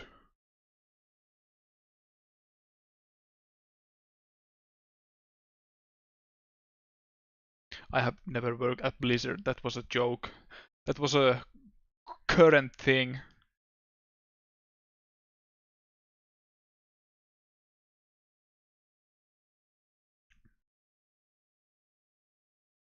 It's funny because there have now been reports that young people are buying less video games. Gee, I wonder why that will be the case.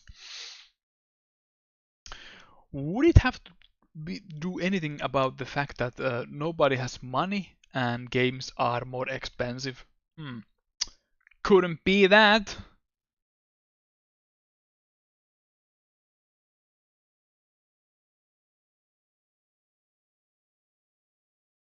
But hey, new Shinobi game is coming later this month. I'm looking forward to that one because it looks very cool because it's made by the people who made Streets of Rage 4, which has very good art style. I don't know if I'll get it on the release. I don't have any games to play at the moment because I finished the Donkey Kong Bonanza. So I don't have any projects right now, but I would like to stream more.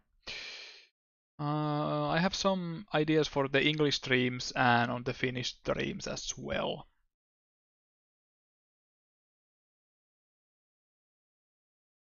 And I apologize in advance that I stream both on Twitch and YouTube in Finnish sometimes.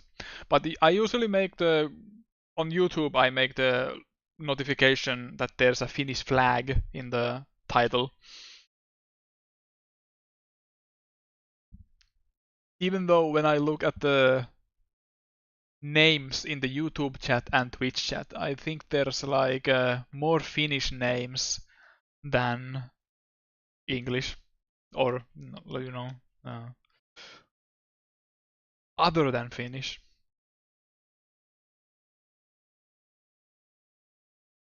I was asking about my from my Finnish viewers that what would they think if I would have if I would start streaming only in English.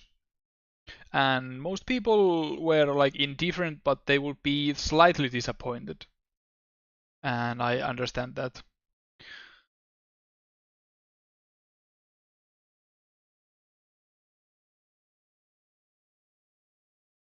It would be a fun experiment to do for like would 1 year be too much?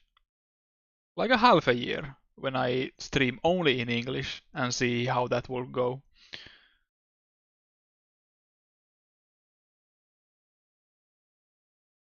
But the problem is that I'm not that good at speaking English, that if there's something I want to say, it doesn't come as naturally because I have to think some words and phrases.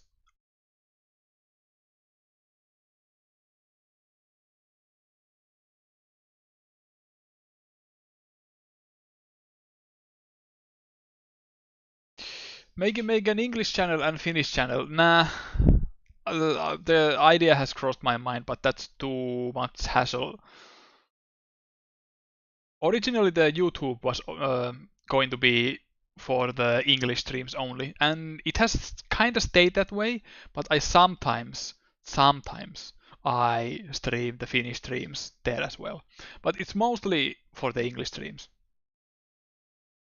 So yeah, you're not technically wrong. YouTube kinda is the English channel.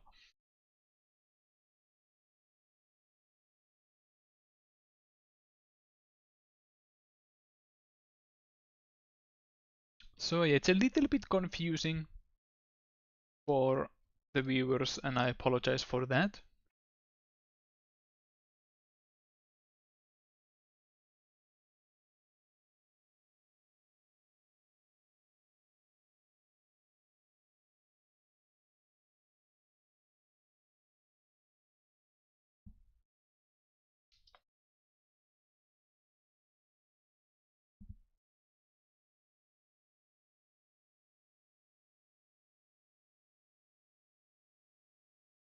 This might be a stupid question, but what's your favorite colors?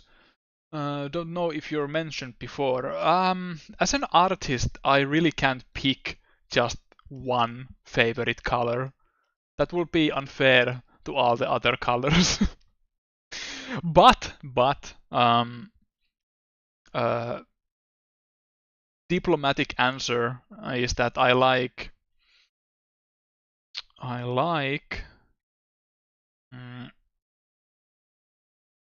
different combinations of colors.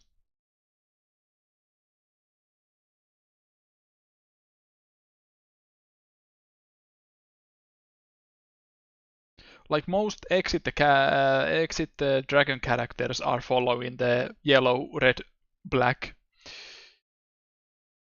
color scheme, but I also like hot pink and yellow together. It works quite well. I like it. That's about it.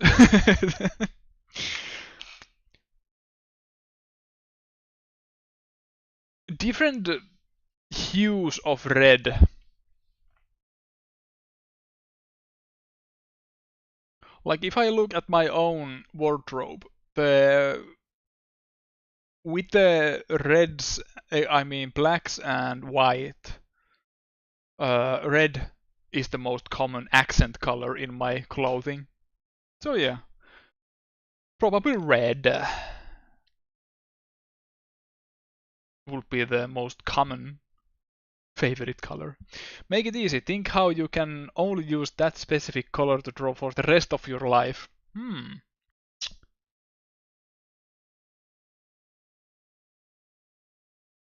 Would I use red still? Red is so strong color that it's hard to make all the stuff with red. Nah, I will try. I will try.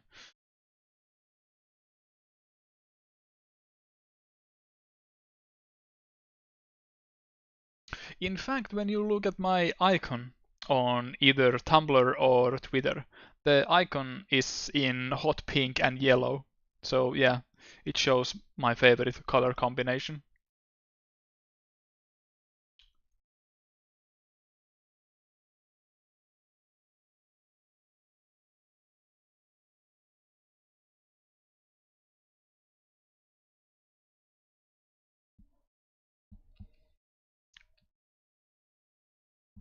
Hmm? Hmm?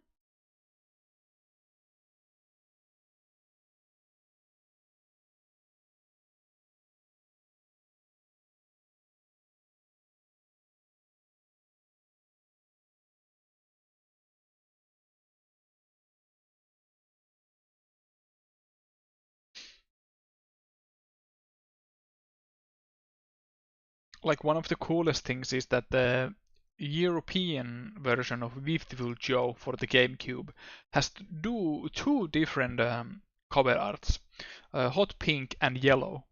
And I think the disc also. Not sure about the disc if it's same color as the cover art.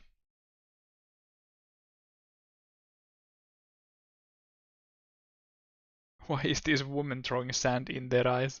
Because she got something in her eye.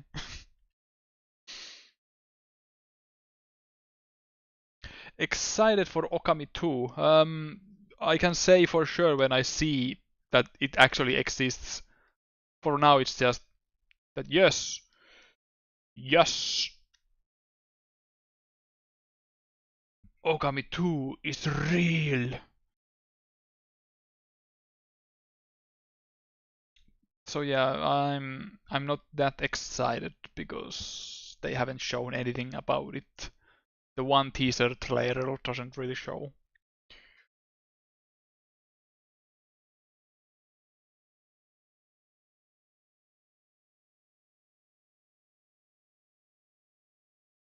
It's gonna be sad if it's not stylized. That would be like the biggest ball drop ever if they don't make it stylized. Because that's the whole point, the unique art style of the game.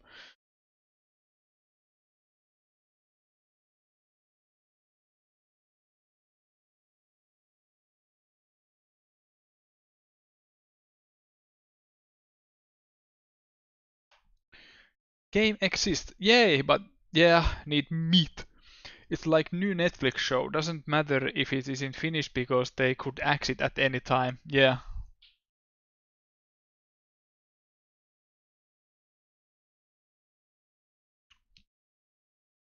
Have the peach.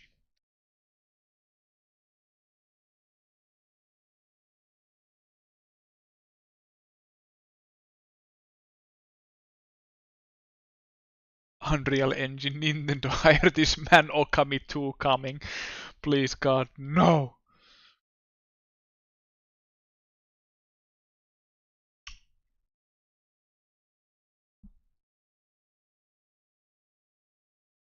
There's something odd about Exit's face here. The angle is a little bit odd. Like the other eye should be different size, I feel. Something something odd.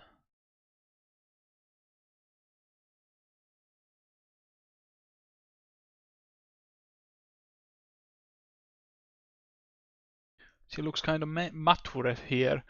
She is a little bit older. She's not a kid here anymore.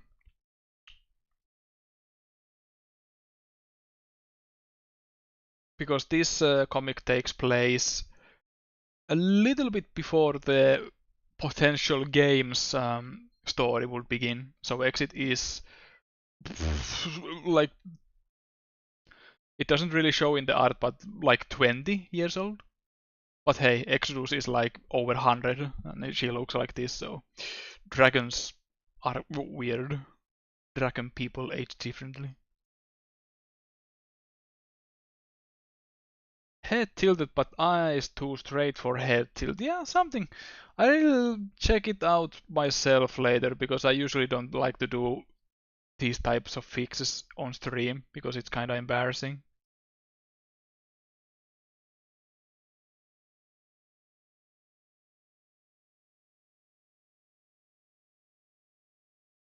Make left eye smaller and move over to the right. Yeah, yeah, something like that. It's something to do with the eye. That's what's bugging me. Somewhere Expire wishes he didn't have so many dang scales to moisturize.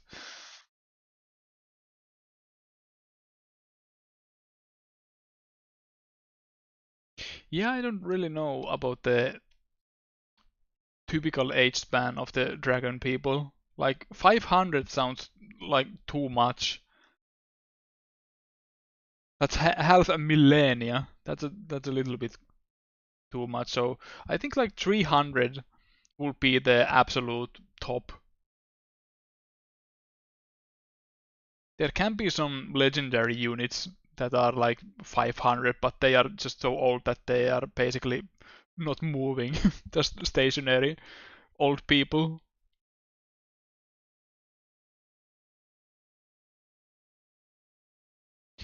How old is Grandpa Dragon? He's probably like getting to the 300s, most likely. Exodus is about 100, I'd say.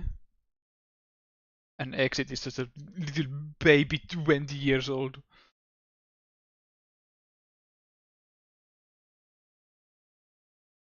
Little goo goo gaga.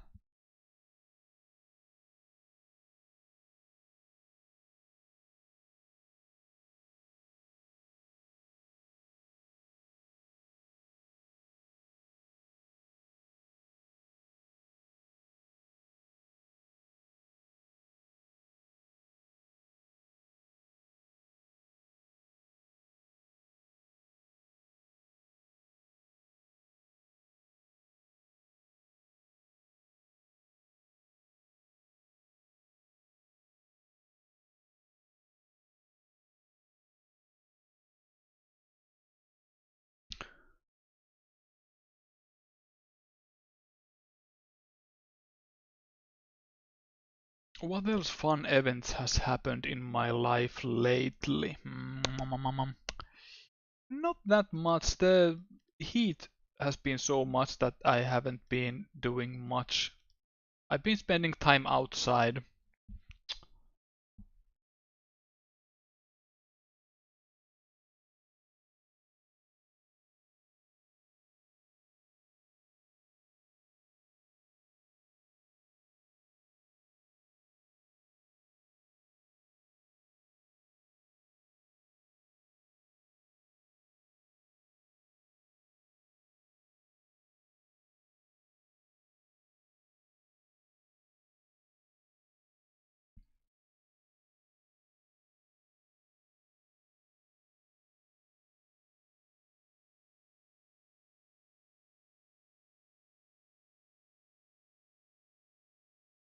that Homestuck animated adaptation was revealed. Isn't it a little bit late for that? Like, isn't people who were keeping up with Homestuck, are they like 90 years old by now?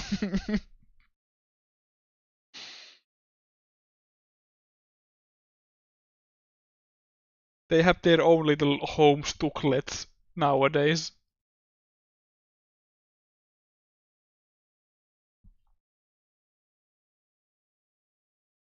Yeah, to me it sounds a little bit late.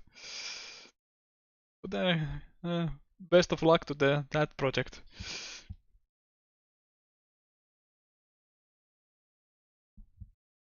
Homestuck is one of the properties that are too popular that I never got into it. Like, ugh, too popular, not interested.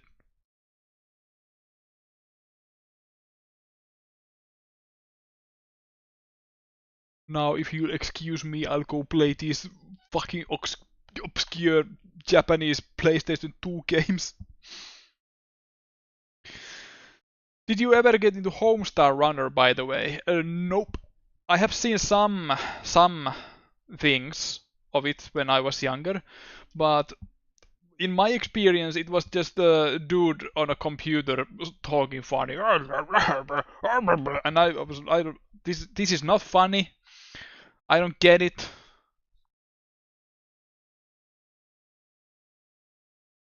I'm not laughing.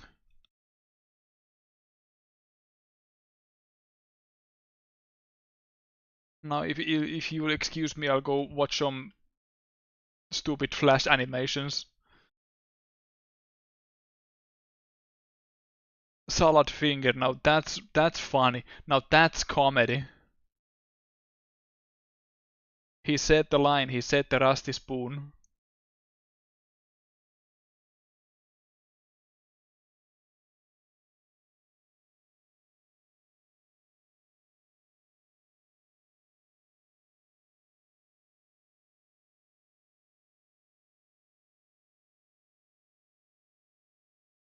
I never actually watched Happy Tree Friends that much either. Like I have seen some of the episodes, but I understand the appeal that cute characters doing violence.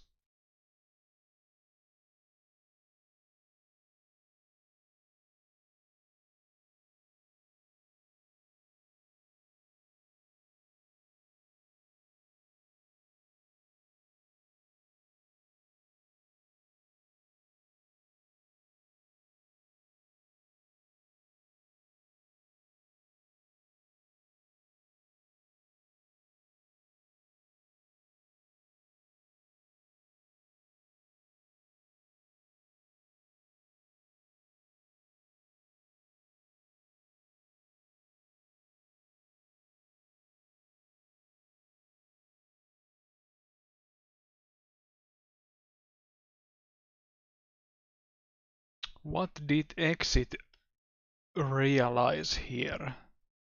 Continues on the next page.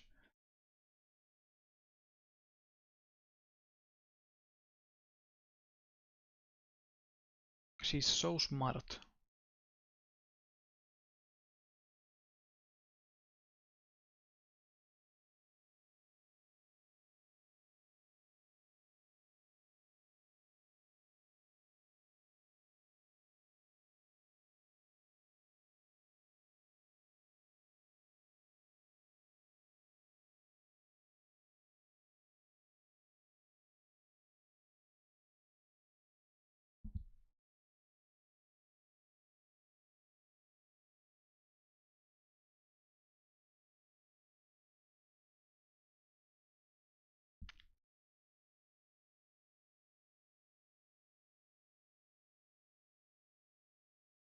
The Lotta Svärd comics have been on a break this year, and I'm not sure if I can continue drawing it this year.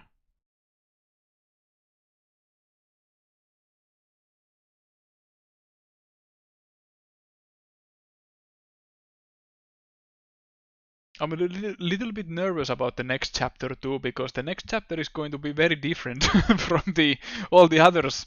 So I feel that people will be upset that I wait for like a half over a year for this. So I feel like I have to draw like 2 chapters in a row, or at least like uploading them nearly back to back.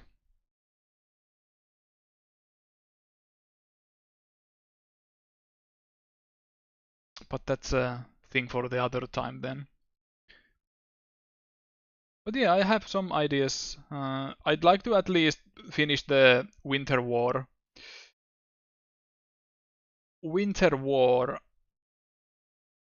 arc of the comic.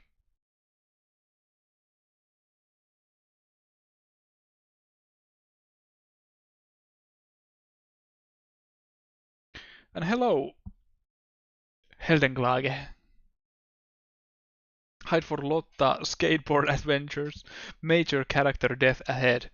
Not yet, not yet. And I can tell that none of the main 4 characters are going to die. You can rest easy about that.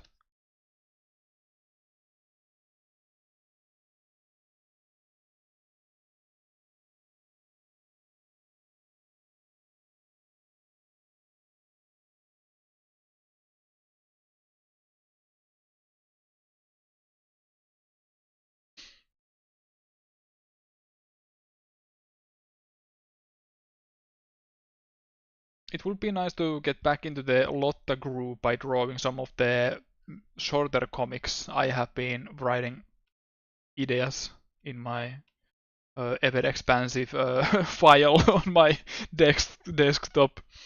There's like 50 different ideas for drawings, comics, short comics, and Lotta stuff specifically.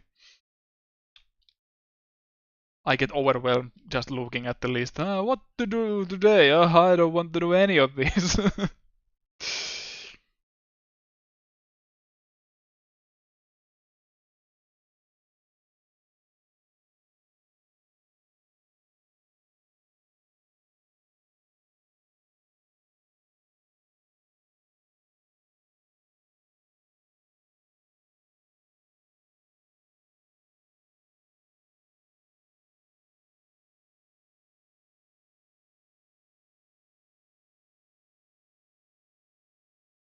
I've been wondering that if I ever lose my mind, if I have a total Twitter meltdown or something, what would be the funniest thing I would start drawing all of a sudden? Like something like My Little Pony or something I have never drawn before, but I would start exclusively drawing stuff like that. The reactions would be so funny.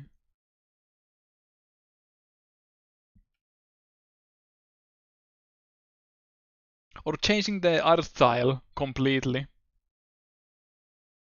Exodus feet.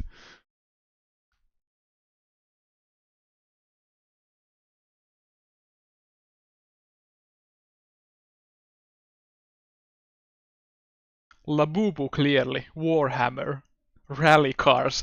Cars, yeah, just cars. Not even like Akira Toriyama stylized cars, just realistic rally cars.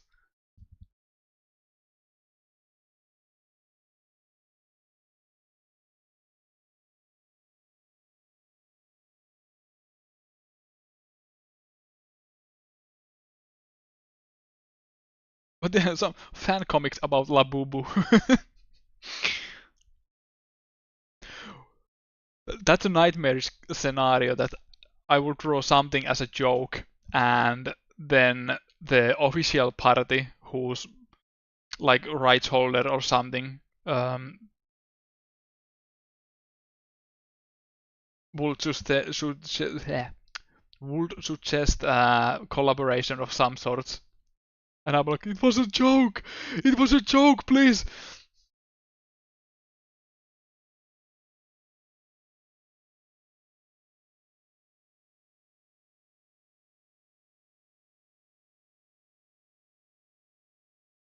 Um, there was this one podcast where the one person on the podcast was the responsible for working on the Finnish anime magazine, and one April's Fool back when I was drawing Toho comics. One April's Fool, I said that I will stop drawing Toho comics and will start drawing comics on the anime magazine. But that was a joke. But the representative of the magazine actually contacted me afterwards that hey, if you actually want to draw comics for the magazine, it's possible.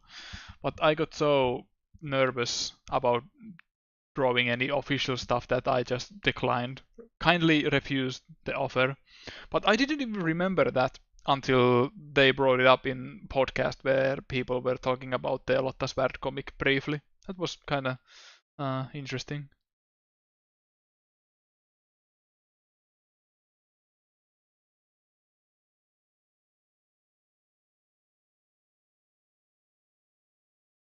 Oh no, I colored Exodus's hair wrong. Oh dear, oh god, oh dear, oh god.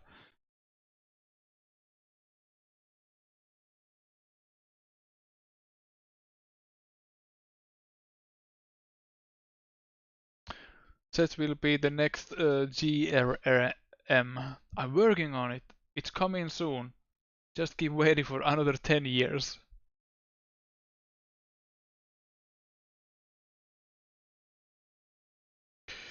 Waiting for the day they actually read through it and discuss it in the podcast. Yeah, that's a scary thought.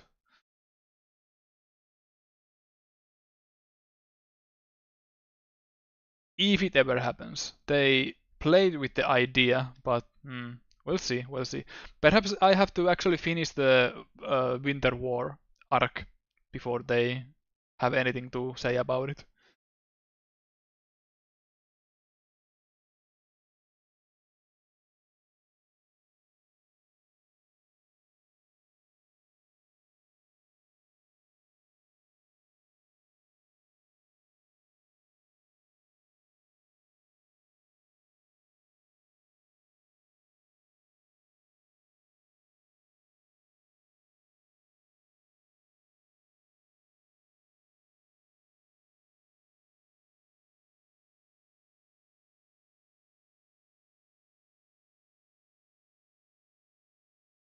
I'm so shy when people are talking about my work in the wild. I am practically like looking at the events happening through my fingers, like, oh man. Oh.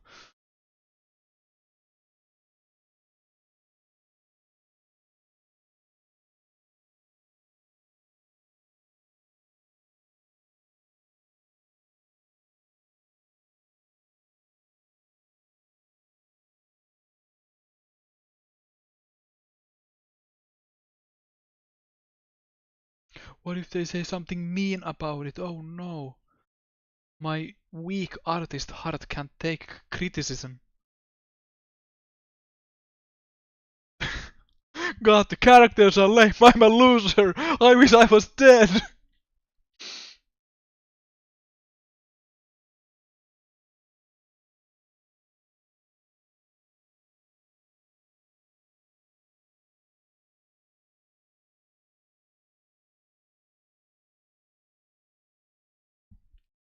Like the inverse of ego surfing. What does ego surfing mean? Like, do people mm, search for discussions of their work and get a ego boost out of it?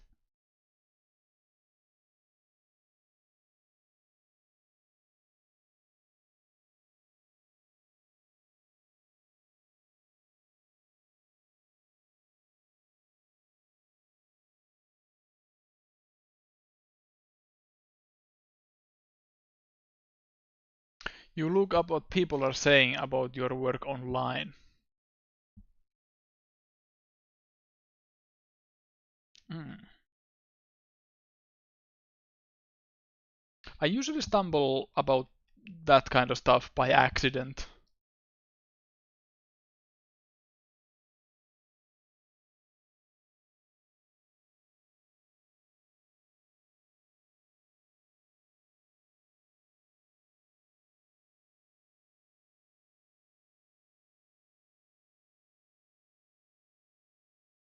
In the hopes it's positive.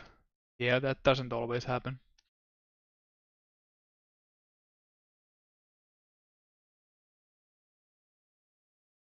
Oh, Setteri, I love when you draw tall women. Since that's in the quotation marks, is that a quote from something or reference to something?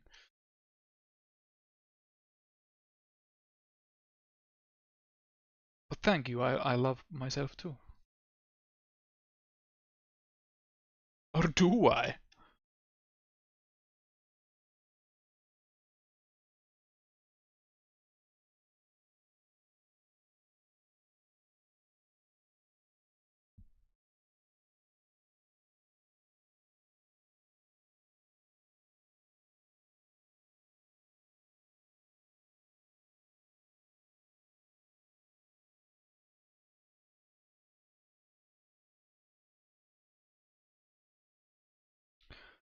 Someone meets you and that's the first thing they say.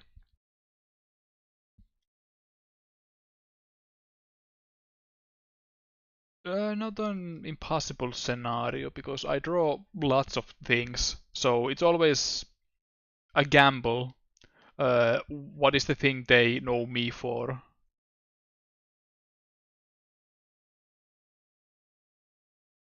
Like some people, some people who I meet might say that, hey, I love your Toho stuff. Like I haven't drawn Toho like in 10 years, but I'm glad that you like them.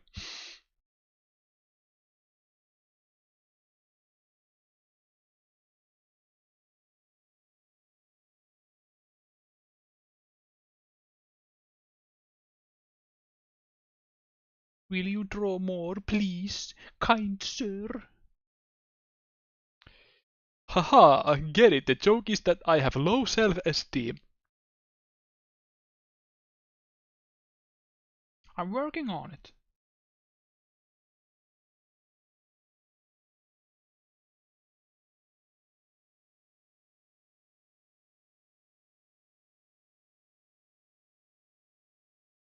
Haha, the punchline is sex. Am I now part of the cool boys and girls gang?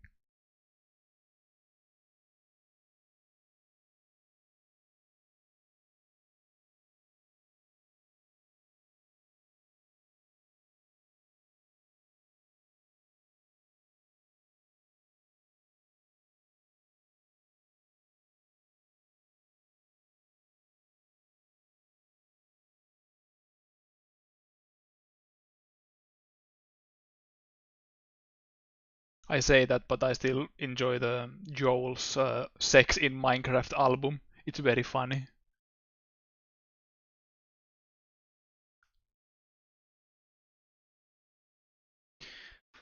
It's almost like saying I liked how you were 10 years ago.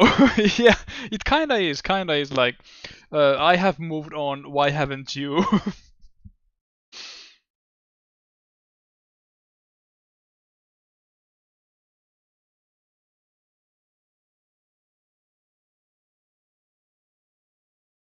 You are living in the past. It's time to move on. Please.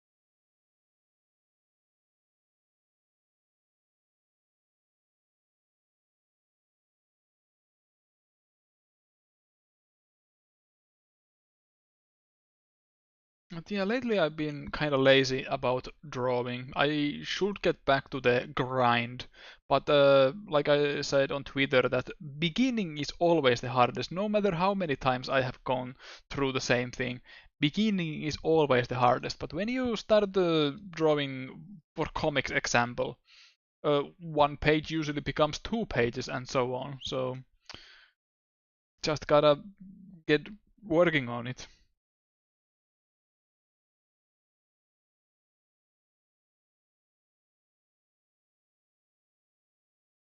Like the usual mentality is, I don't want to work. But hey, drawing is actually kind of fun.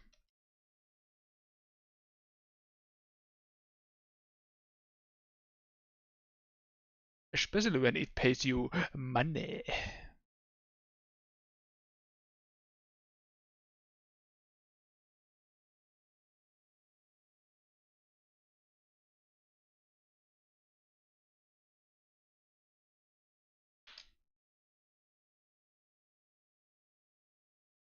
No, you don't get it. I don't like tall women because of sex. I like it because of aesthetics.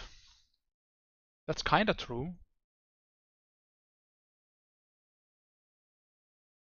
God, he's using buzzwords just to justify working.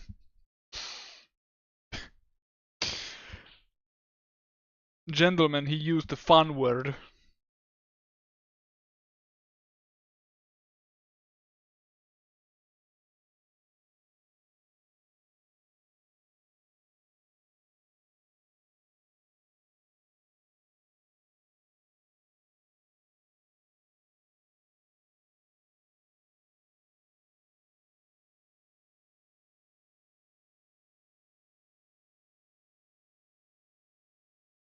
Exit has cool flashbacks.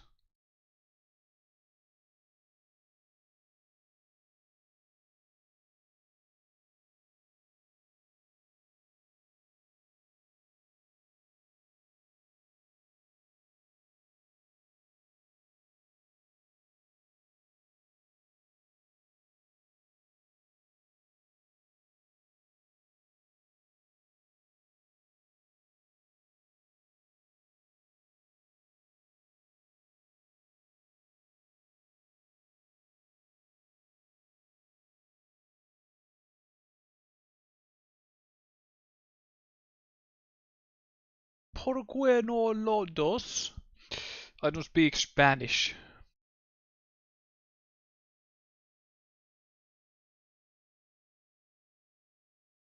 Such a mother-daughter moment, yeah. Typical.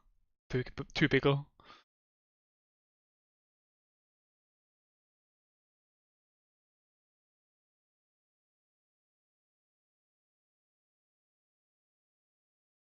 Is the game gonna have gacha and microtransactions and parry mechanics? Yes, yes to all.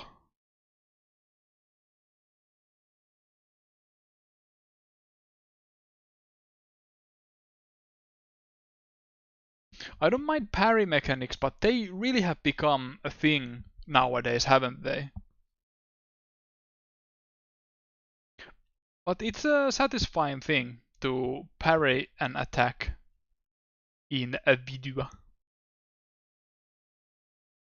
What is that? What is that line? What is that?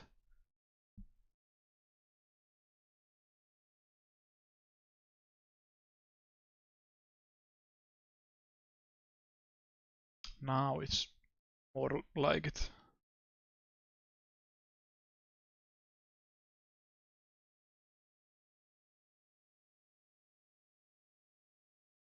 Parry and exhaustion meter, yeah.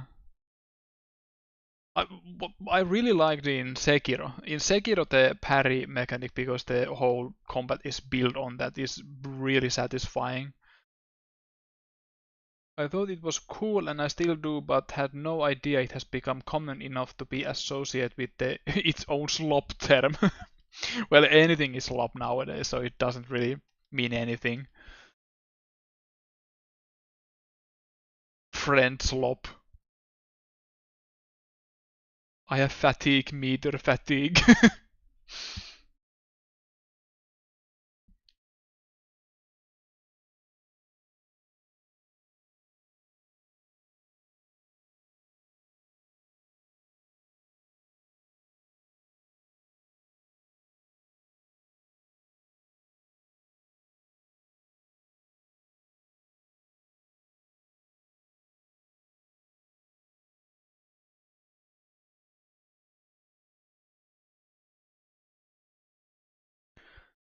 It just often feels like, hey, can never get the window right. Either they are super tight or they last like forever.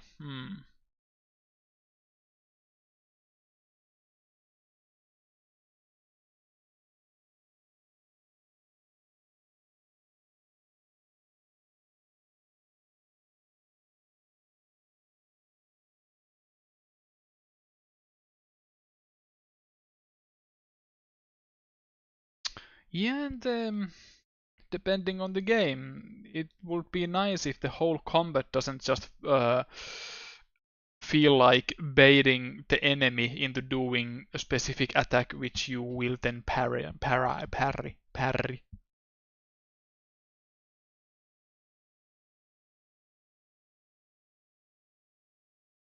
Like in the indie beat 'em up game I have been playing, the early access of Spirit X Strike.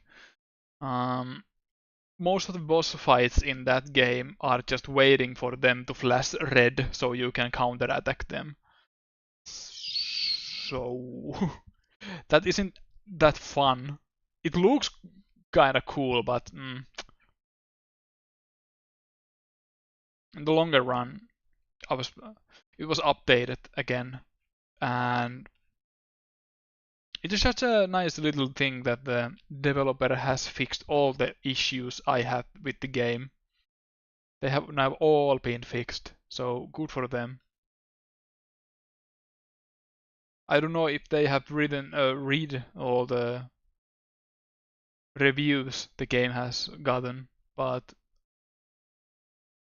yeah, all my complaints have been now fixed.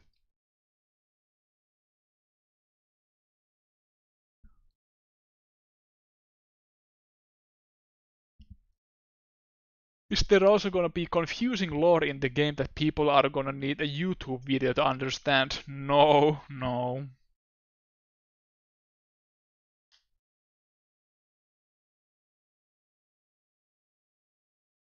But it is cool to make some things not as clear that people might find out like later. I don't know what it will be, but in some instances I have heard about some game having like environmental storytelling or something like that, but not a huge, deep and confusing lore. Basically, it's just a dragon girl going punching things.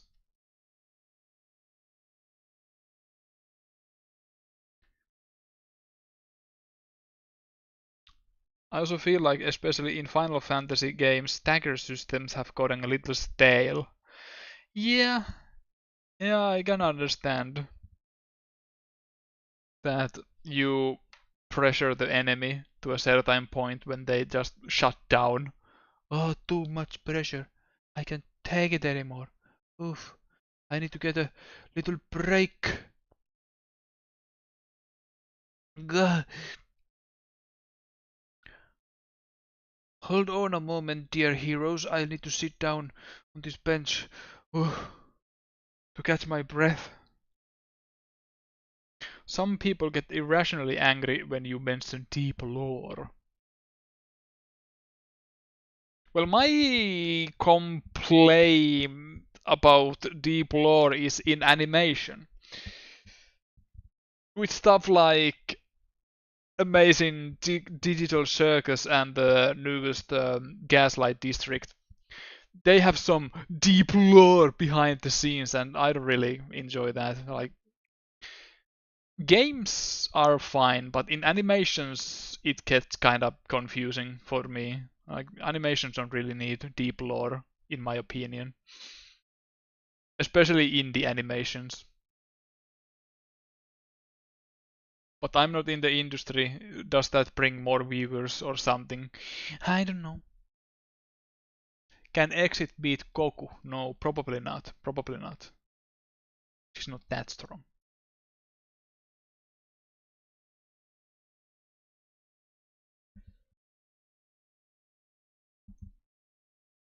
engagement bait, bait slop, floor slop.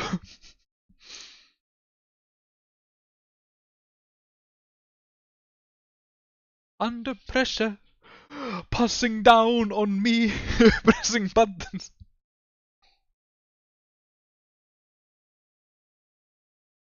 Is bro slip slop. It truly is. It truly is lip slop.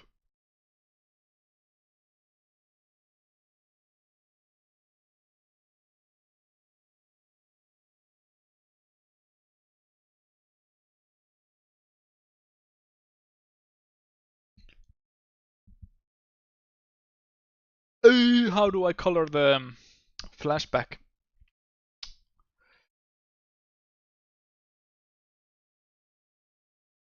Eh.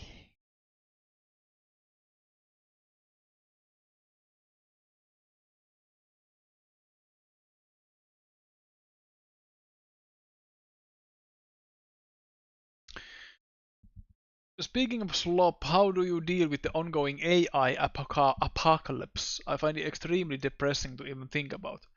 Uh, AI Jesus, what a word. AI apocalypse sounds like that the AI is just exploding, but I don't think it means that. Do you just mean the overall rise of AI? Um, I don't really think about it too much. I'm interested in all the stuff it can do, but like it's one of my hobbies to say that if a drawing is made by AI or not. Rise of AI slop, basically. It sucks, sure. Mm, but I haven't really thought about it that much because I don't use sites like Facebook or stuff where AI slop is very common. So yeah, I don't really see it that much. Mm,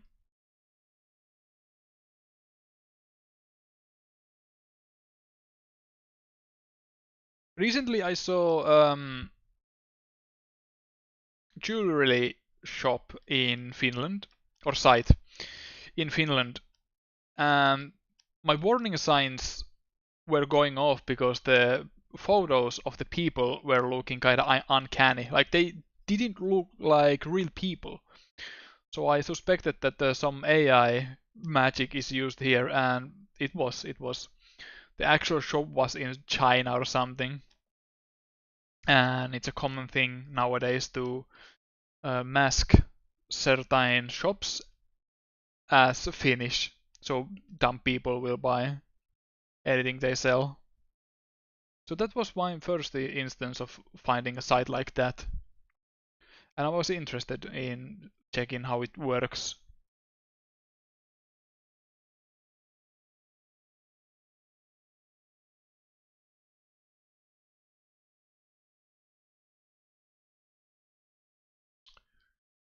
Um,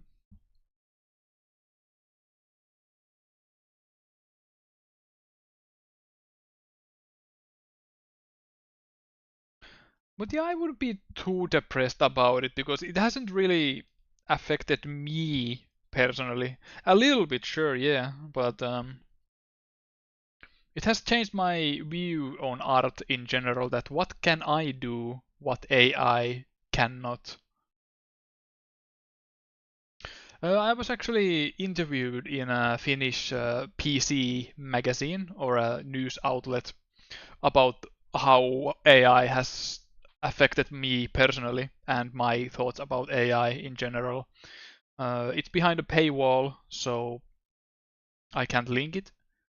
Or I can link it, but it doesn't do anything if you are not subscribed. But basically, mm,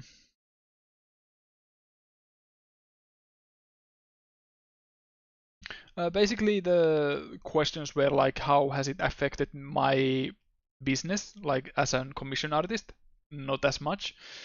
And what do I think if my art style has been stolen by an AI. And I thought that it was interesting idea, and it doesn't really hurt me that much because uh, AI just can think how I draw, but not actually do it the way I would do it. And comics still haven't been replaced by AI. Not yet, at least, but I think it will get there in a few years that it can make a consistent panel layout or something like that.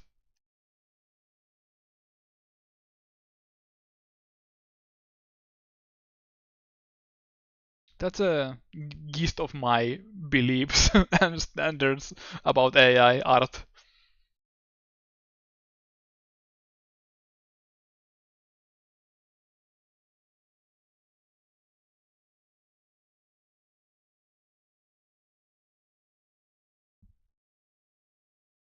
If you have any more questions, I'd be happy to answer. You say that, and right away I find an article about people who marry AI chatbots. Hmm, cool. Well, that's nothing new. I know the guy who married his girlfriend on the Nintendo DS dating game Love Plus.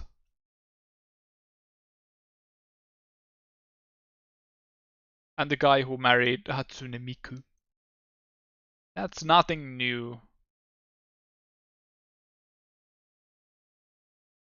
If you create yourself, it's worth to remember the joy of creation process. AI can't take that away from you. Yes, and each person has their own story, how their style develops, what their inspirations are, and such.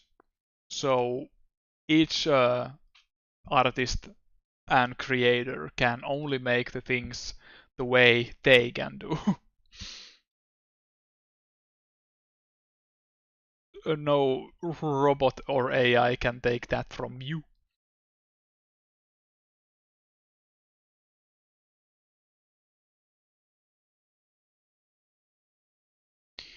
You're certainly more positive about it than I am. Yeah, it's easy to be a doomer about AI stuff.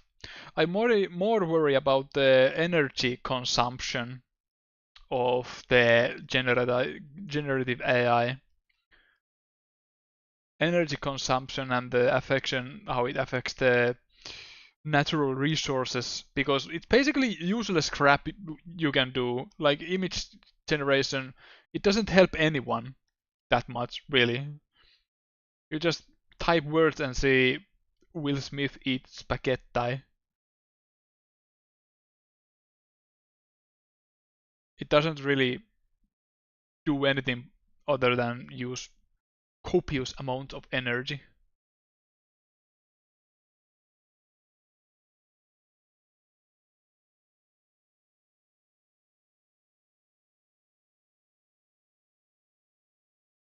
But that's not really my problem.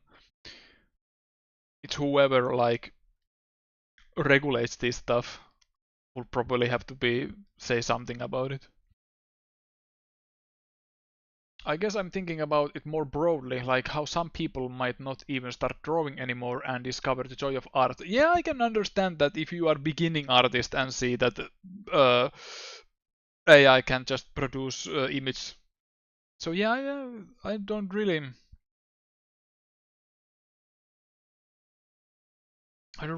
I can't see myself in the shoes of such person, unfortunately. Like, would I be discouraged to start drawing if I started now?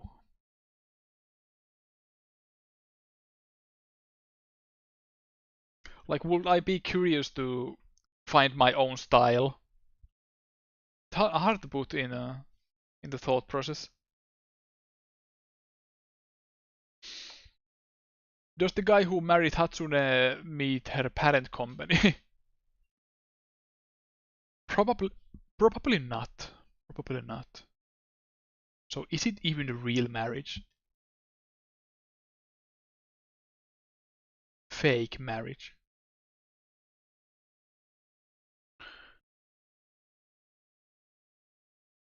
Worries me that more and more people can apparently only be able to talk to AI bots because it doesn't talk back or criticize you. Yeah, I have been playing with some chatbots and they really are just kissing your ass all the time.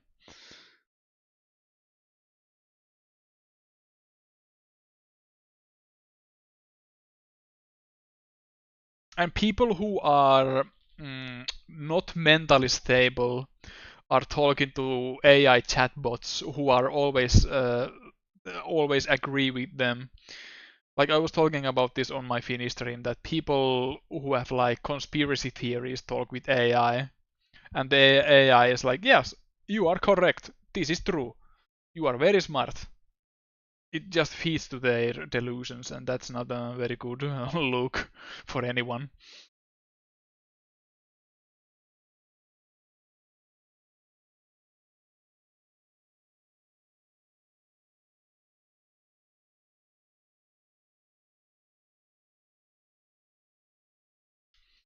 I was already bothered by the energy waste of cryptocurrencies, and AI is that on a much worse scale.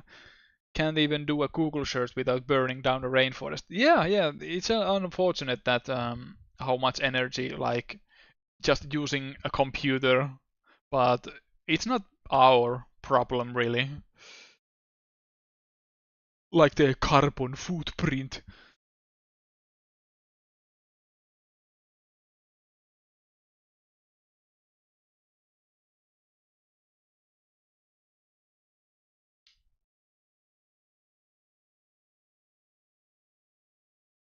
Messing around with the AI stuff basically got me to start drawing because how soulless it felt. Lol.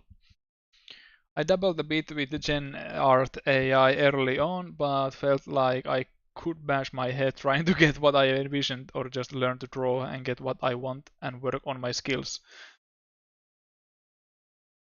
Yeah, when the DAL 3 was a thing, I played around with it too to see what it was capable of doing. And I had like 100 images saved on my computer, but I realized that I haven't even watched at them after the first generation. So I just deleted them. That nope, these are not inspirational if I don't even look at them. So yeah. It was pretty alright generating watercolor images, so that gave me some ideas to try watercolor style myself. But yeah, not after the uh, first high of using it. And yeah, this sucks.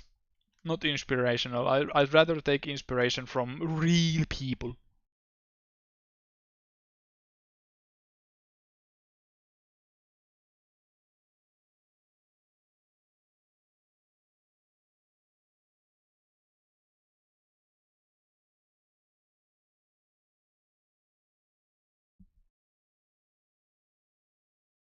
Think I read somewhere that about every 100 prompts uses about a liter of fresh water in terms of energy and cooling.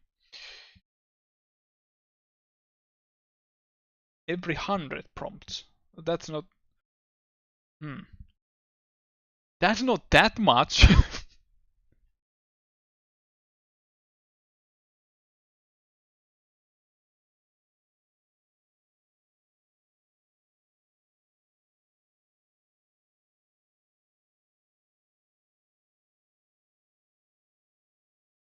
What I hate about AI drawings is that having it fixing things is almost impossible. Like making a fix to a generated image. Yeah,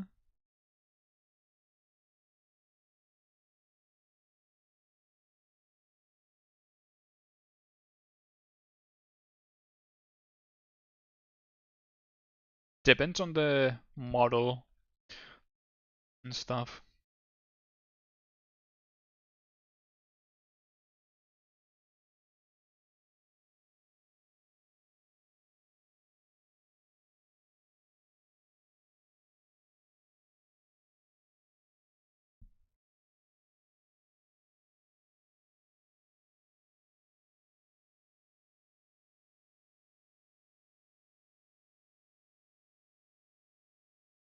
But that's a gist of my take on AI art. This has been talked many times on other streams, but it's a good reminder of now and then.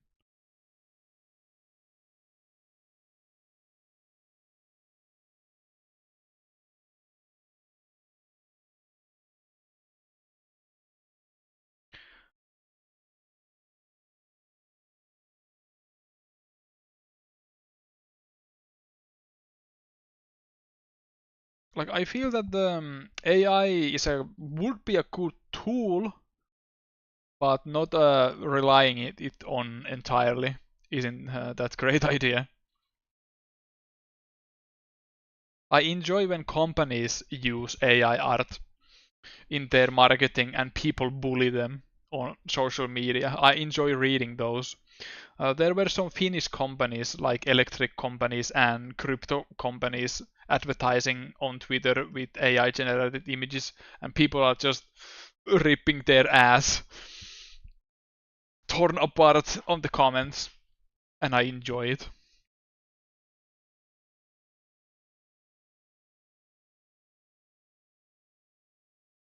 It's funny, makes me lol.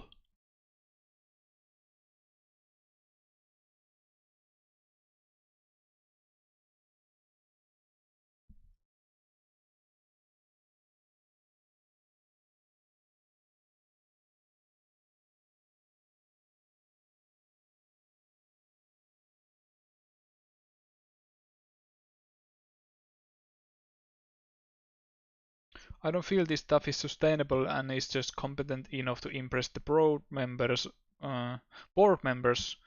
Cause yeah, it says some money on short term, but in anything more complicated, it suffers. Yeah, in the long term, because if you fire everyone and they don't have money, then who will buy the products produced by the AI? Like that's the people don't seem to have the long-term vision of how things will go.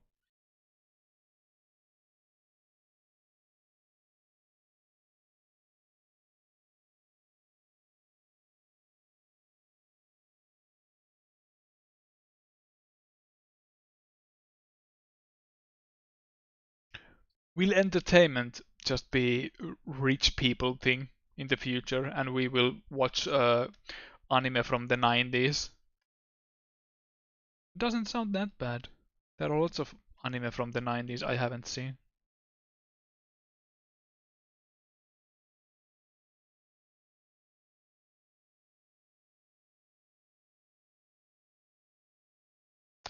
It's easier to tell artists like Setzer to draw bigger breasts than some AI spaghetti. Yeah, I guess.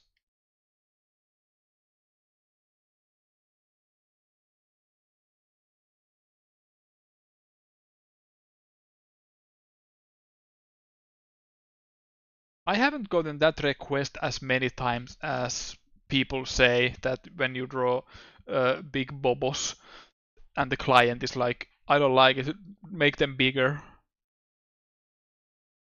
Maybe few times, like 3 times at most, this has happened.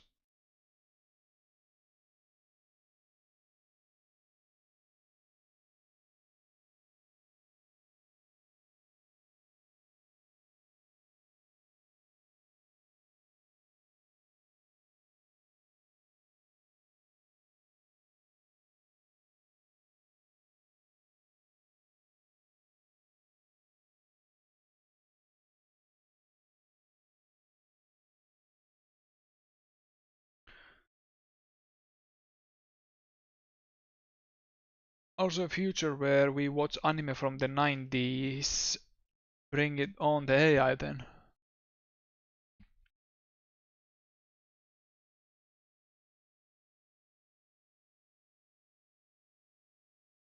Oh yeah, you mentioned that the Heroes of Mount Dragon got an update. Yeah, I noticed that they just added one character. I thought that they would add all the 4 characters in it in one go, but apparently no.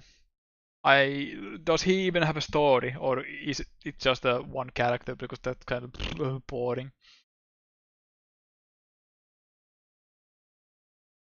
For those who don't know, I got a free Steam code of very boring beat 'em up, fantasy beat 'em up of Heroes of Mount Dragon. I was streaming it, and yeah, that's about it. Charming game, but a bit boring. And a boring game is a bigger sin than a bad game, in my opinion.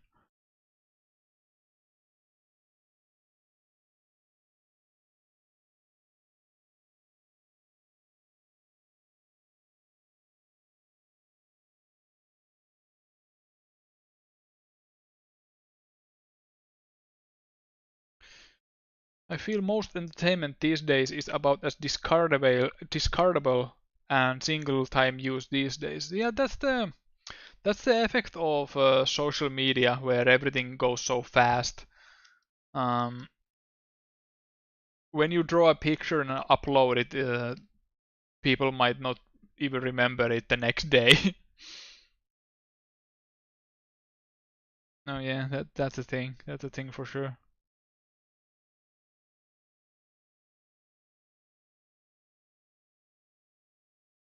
I think even in the story they joked about how they did not have dialogue. Oh no, it's a very meta thing to do.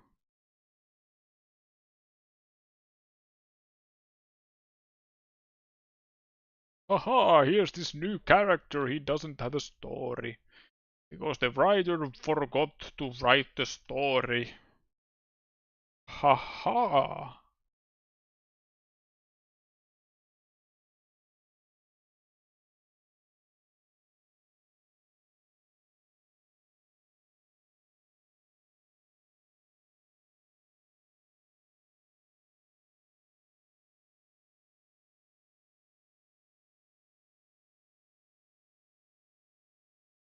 I mean, Grog's whole stick was meta jokes, which of maybe one was even slightly funny.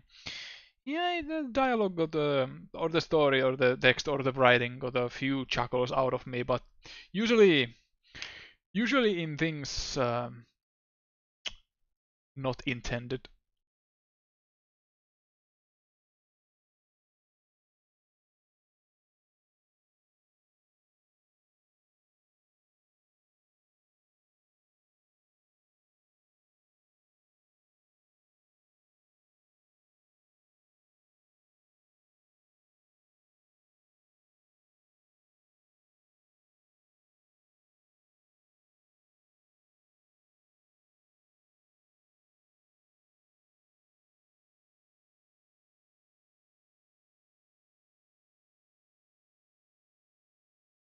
Exit the Dragon should also have lots of meta jokes. She will just spout references to the 2000s internet. When she collects a food item, she says, "Can I has cheeseburger?" And everyone will laugh.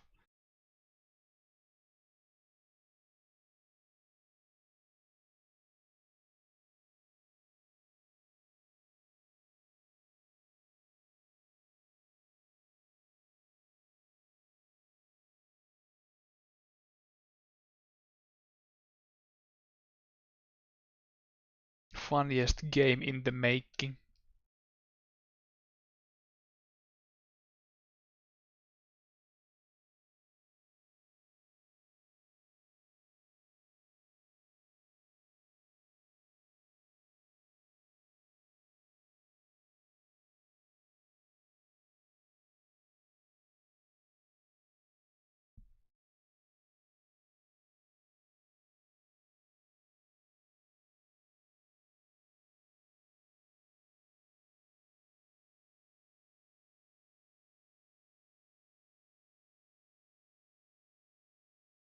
Speaking of actually making games, going into game industry right now would be a very bad idea because there's so much layoffs and stuff like that.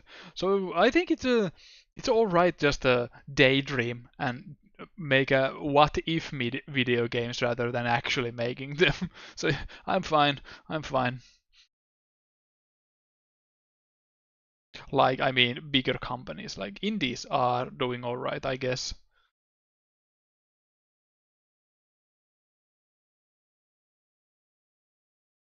But working on anything bigger, no thank you.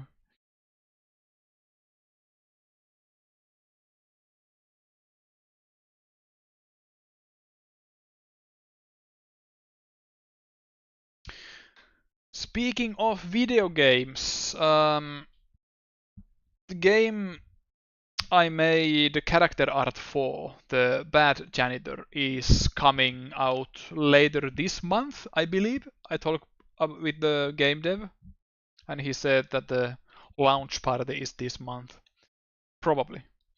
And there's another game I'm a character artist for. It hasn't been announced yet, but the demo will come out later this month as well. So yeah, two video games where my art is on. Very exciting. Very exciting times we are living.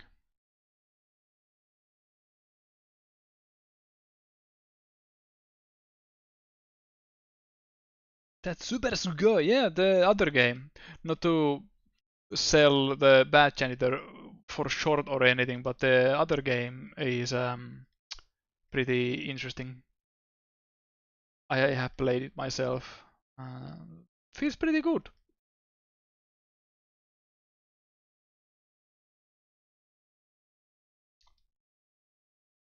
And there will be a pretty funny story how the developer even found me. But I'll tell more about that when the actual demo is out.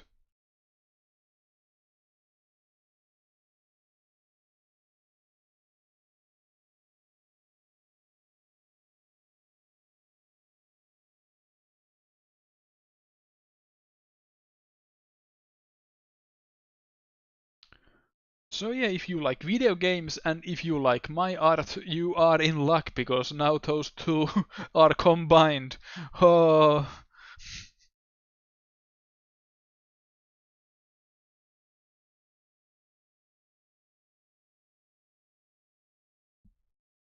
I want there to be at least one chat member who's like, I don't actually like your art, but I like your voice.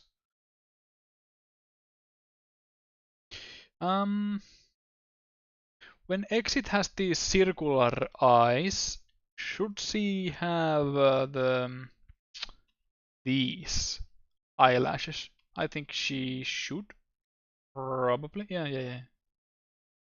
Because that's what separates her from her younger counterpart. These little eyelashes. Yeah.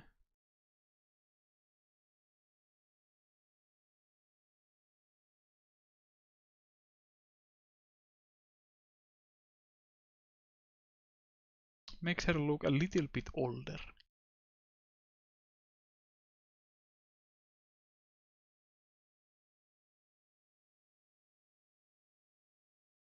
In this page, Exodus fucking dies.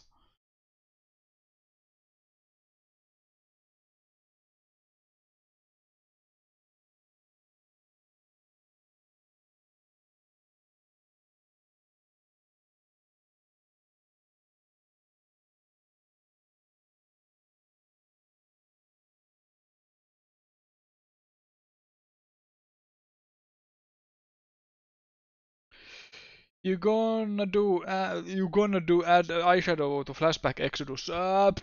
No, because she didn't have that back then. But thanks for the reminder. But yeah, in the Exit Origin comic, she didn't have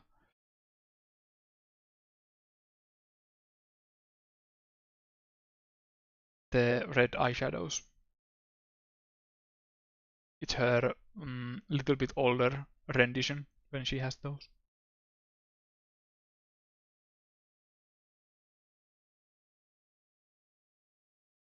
The comics has like three different Exodus designs. Because I sometimes forget to do the flame pattern on her sleeves. Originally it was a flower pattern, which just blends into the white with the flowers. But yeah, they can be considered like different parts of life. That when with the black sleeves, she's the most current Exodus, and when they are white, she's a bit younger. So yeah, that's my bullshit reason why her design differs a little bit from comic to comic.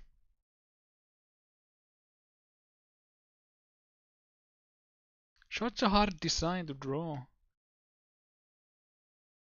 Multiple times, I mean. It was fun for the first 2 times, but now I'm crying. I am crying tears.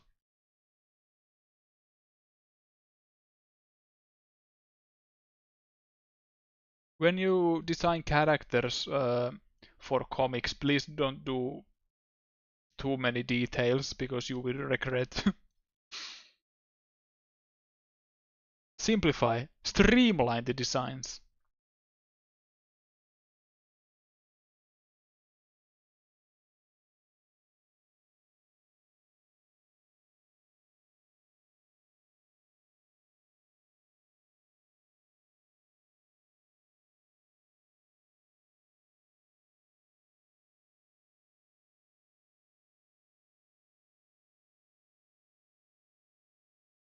Like Helsing's manga about the Harkonnen gun. Yeah.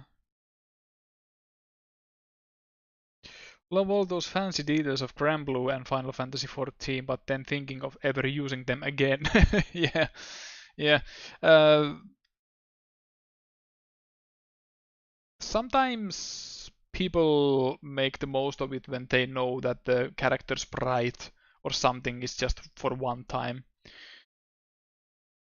Like there's that one Arknight's design I like but also hate.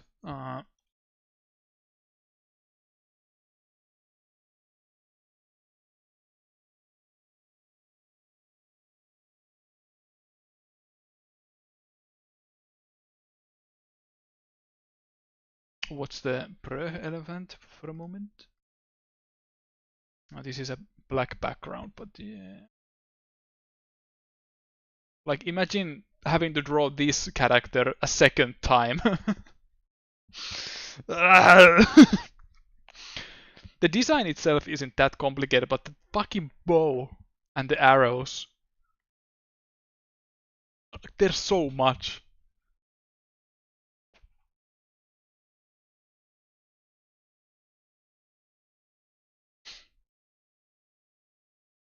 This character has a if you put the English voice for this character, she has a funny Swedish accent. She's very Swedish coded character.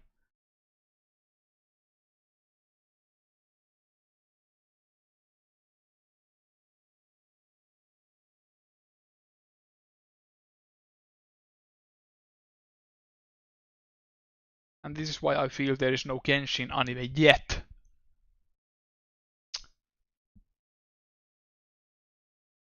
They probably should just do 3D animation at that point.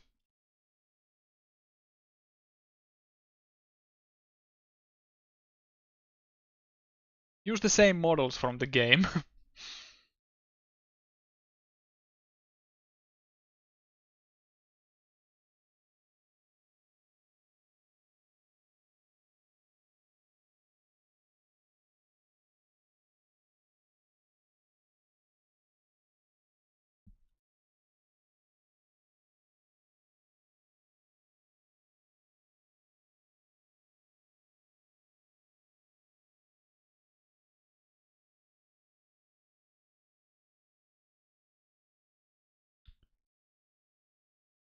But yes, like stated previously, that the Granblue Fantasy also has very decorative character designs.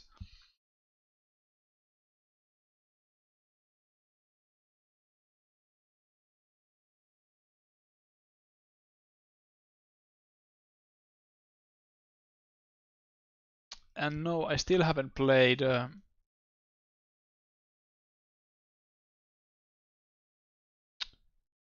Still haven't played Relink.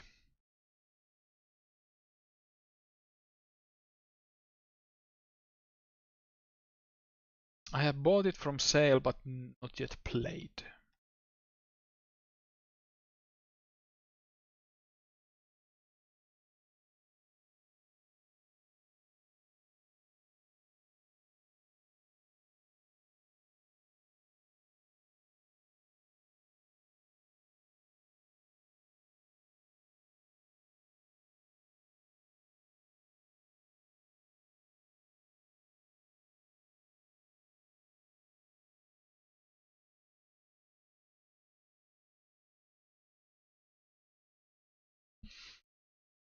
I wonder if I can color all his pages, because this is the 4th page out of 5. So I might.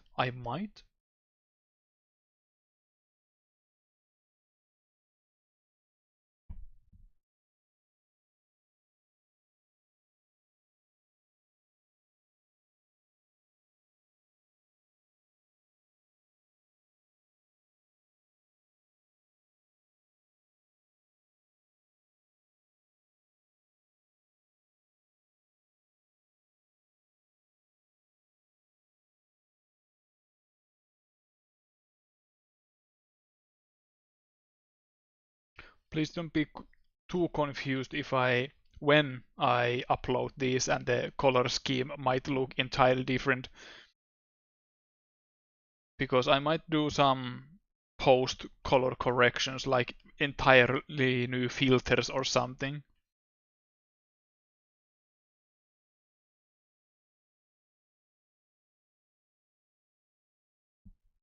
Relink is pretty at least, but I got backlog hell too. Yeah, I don't actually have backlog, but I have the commitment hell. Like, I don't dare to start any new projects because I should be drawing instead of playing games after the epic heat wave. I'm a little bit back on my schedule.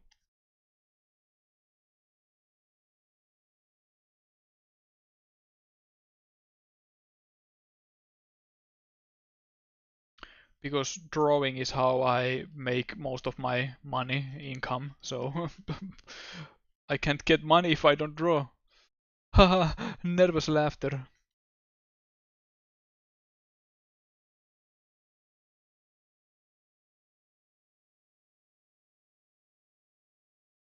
But yeah, I have some commissions on the line, so I haven't even advertised that, hey, commissions are open.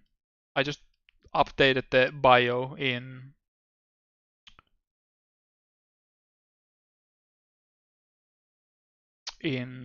Twitter, because it doesn't even really matter, because when I was on my break, I couldn't accept any commissions because I was doing the video game character art. People still contacted me, hey, are your commissions open? I have this idea. And I'm like, yeah, when you asked. Since you asked so nicely, I will do what you ask. Because I'm never that busy that I couldn't do if someone wants something.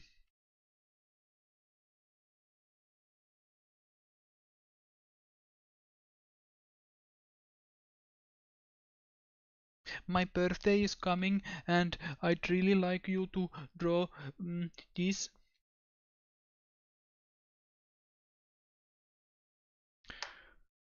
I don't really treat my unplayed games as backlog anymore. It's just the stuff I have available to play. Hmm, true. That's a healthy way to see things. I should take some advice.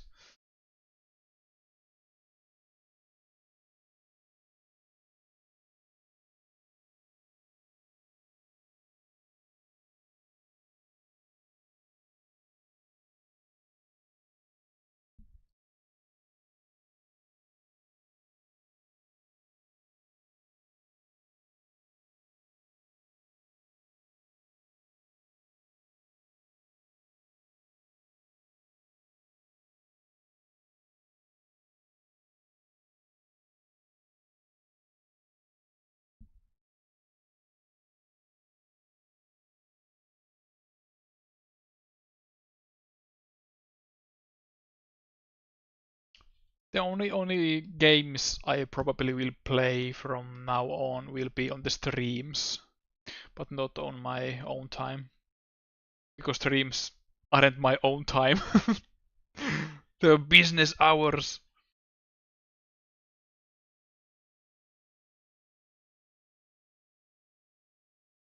Streams of Rage 4. Haha, that's me.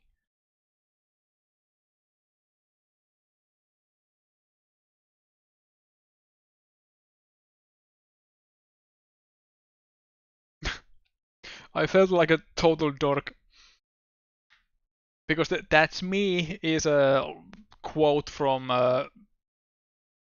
The Room, the epic movie. Uh, I went to a gathering, and when I introduced myself to the door person, he repeated my surname, and I was like, haha, that's me. And then I realized how what a dork I sounded, probably.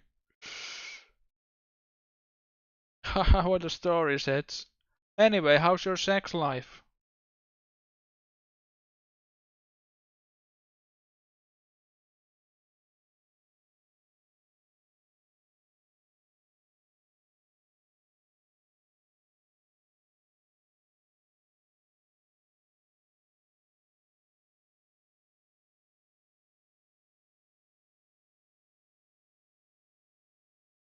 Hi, doggy.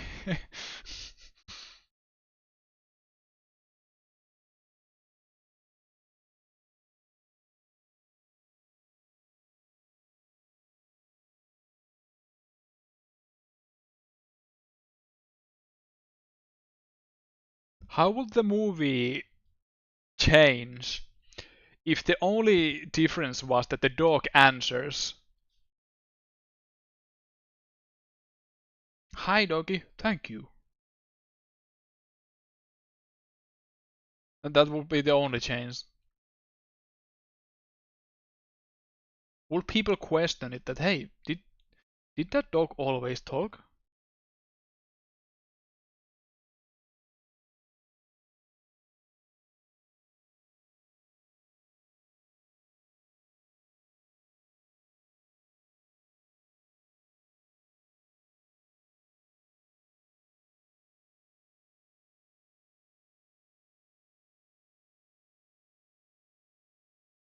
So says, how is your sex life? Inexistent. Both the sex and the life.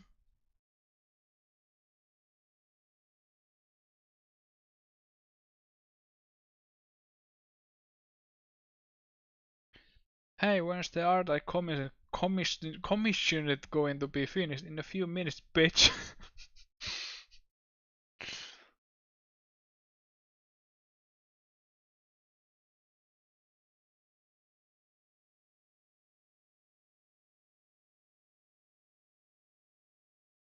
Oh no, I happened to stumble into a favorite character model from Nosgoth. Yeah, that game. And I know sad. Can you link it? Can I see it? Can I judge your taste in character design?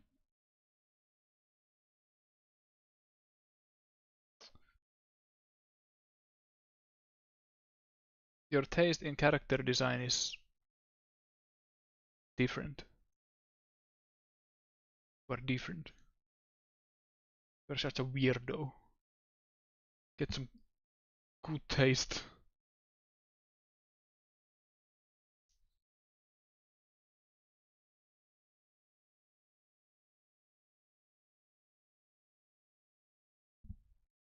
That looks like a Oblivion man.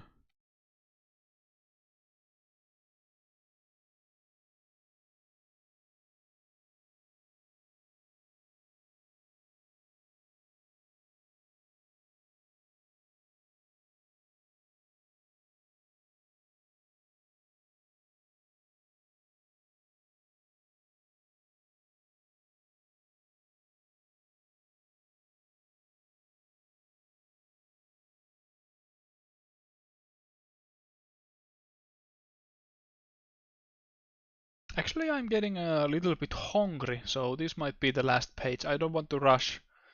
I don't want to rush, so the end result will just look bad.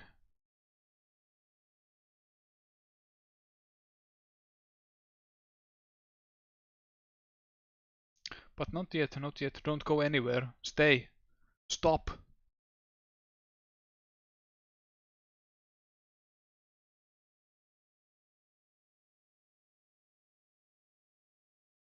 What's on the menu? Just bread. Just good old rye bread. My favorite.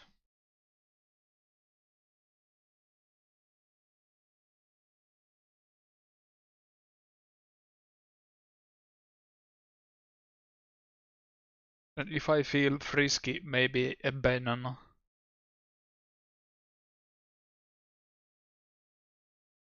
One banana.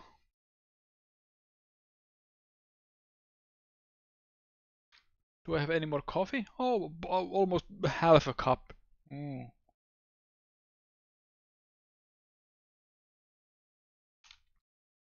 Celebratory, ooh, banana for beating Bonanza. Yeah, pretty much.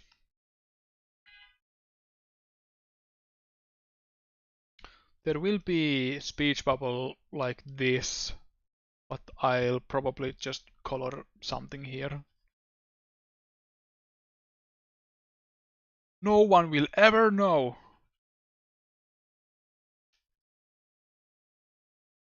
Except you, the chat, of course.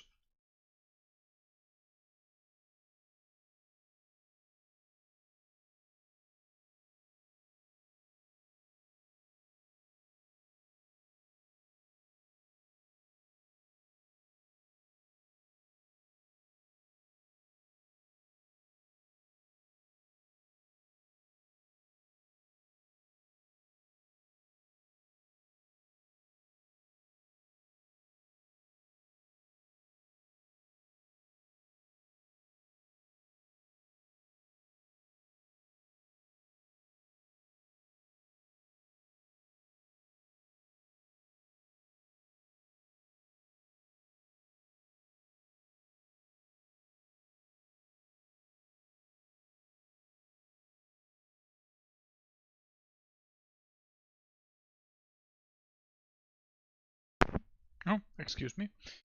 I was scratching my nose, so I knocked the microphone a little bit.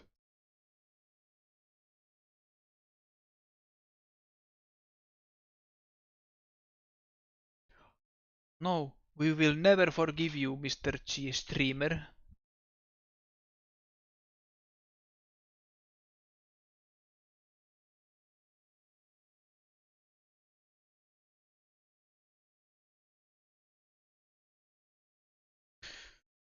It's a little bit early to talk about Halloween, but I have some ideas for an English Halloween stream. Mm, I will stream English streams before that, of course. I have some ideas.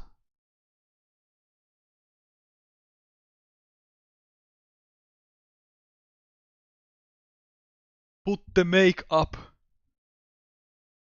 Sorry, I will.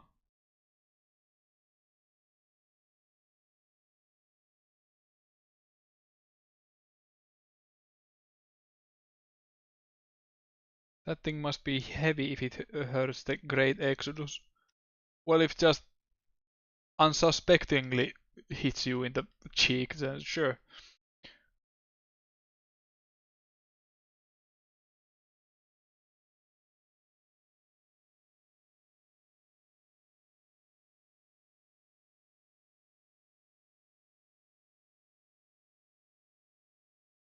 It probably does. It probably does.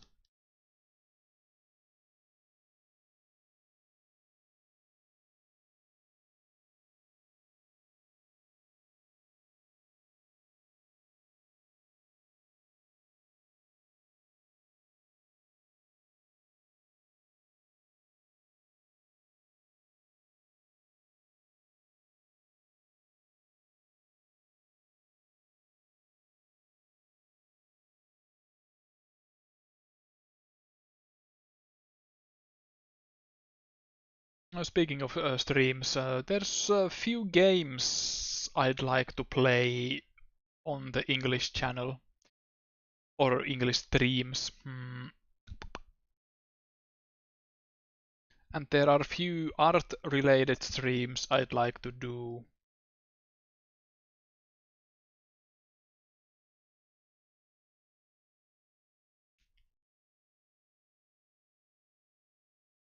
But that's about it.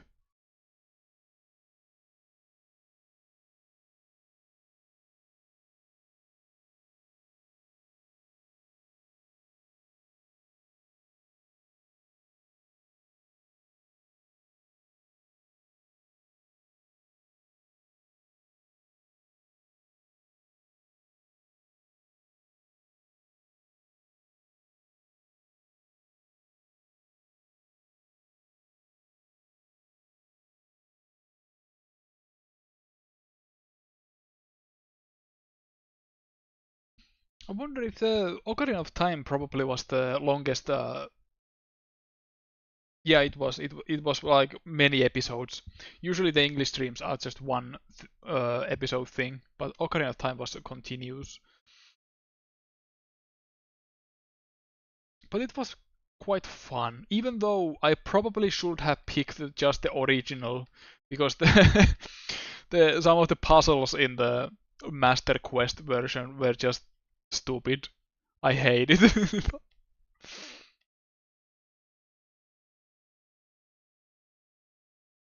Like I remember how frustrated, and I was so frustrated at the Spirit Temple that I felt physically sick.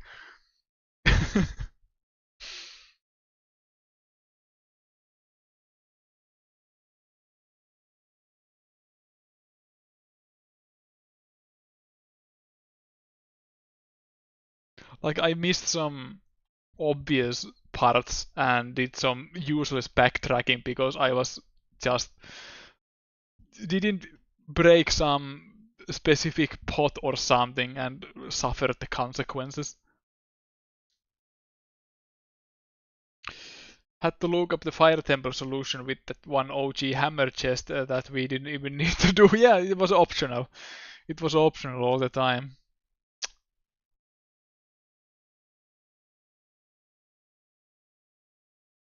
But yeah, if I would have just played the original uh, Ocarina of Time, it would have been probably lesser episodes.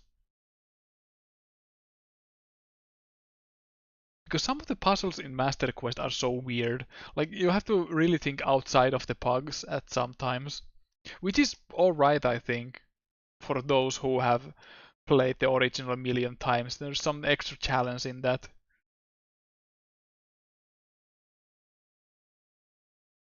And I played it when I was younger, but I don't remember it being that hard. But when you stream video games, you are always a little bit worse at video games because you have to be entertaining, you have to read the chat and stuff like that. Yeah, yeah, cope some more, you shitty gamer. No, you have to believe me.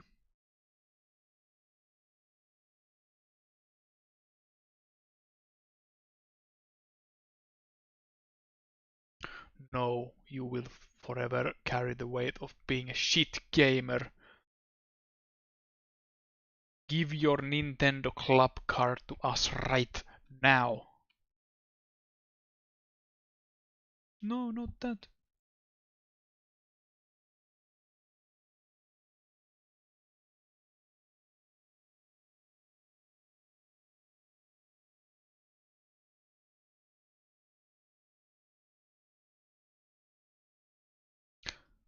From what I've seen in some video game streams like Vinny Vinesauce, he just misses some obvious stuff while he reads the chat. So I understand perfectly that when you stream, your attention is in many other places than just the game.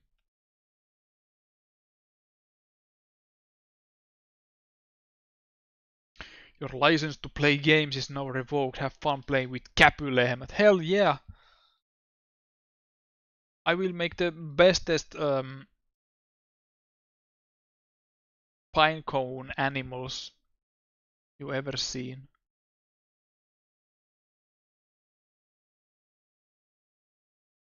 I will make a whole farm out of those little critters.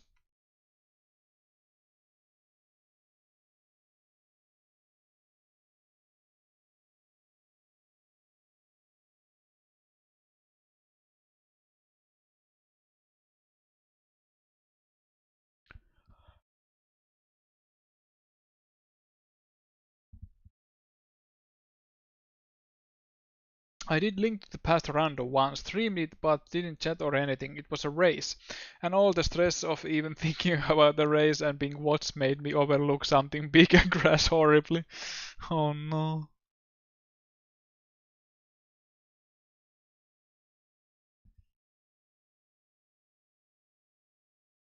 The only randomizer I have ever done was Resident Evil 4 because I know that game like the back of my hand, so that game with a randomizer was pretty alright. Um, it's just the randomizer itself, it wasn't as robust as I had hoped.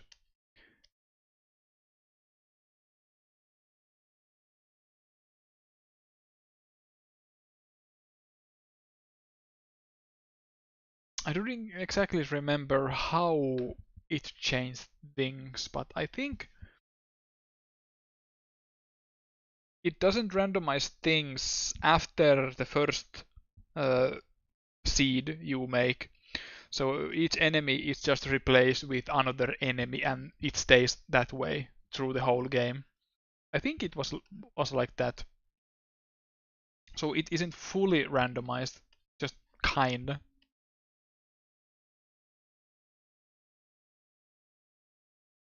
Playing Resident Evil 4 after the remake on stream would be probably a fun thing to do during Halloween as well.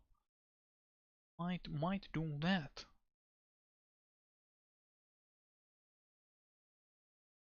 Because if you didn't know, Resident Evil 4 is my absolute favorite game of all time.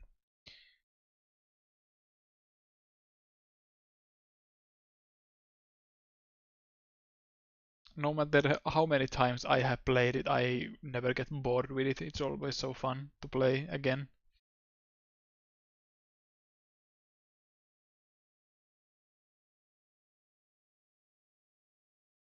The remake was alright, but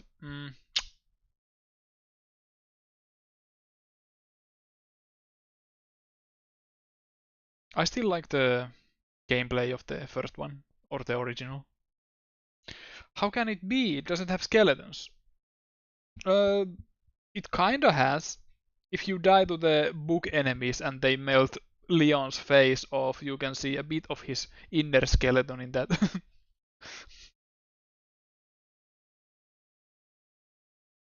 So kind. Skeleton warriors.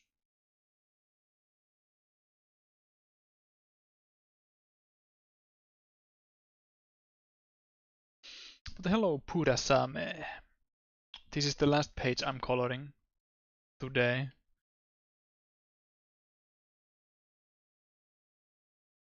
I still shiver thinking about that. Scariest enemies in that game 100%. Um, they are nasty, but I still don't like the regenerators. I think those are scarier.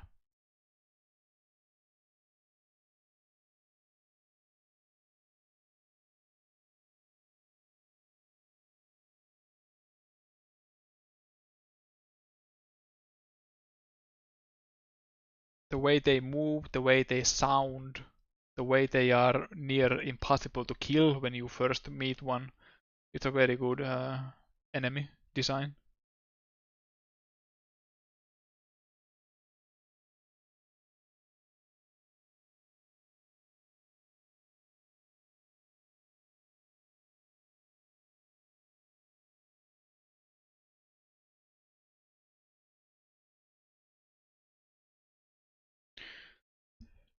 I feel they lose most of their effectiveness after the first one.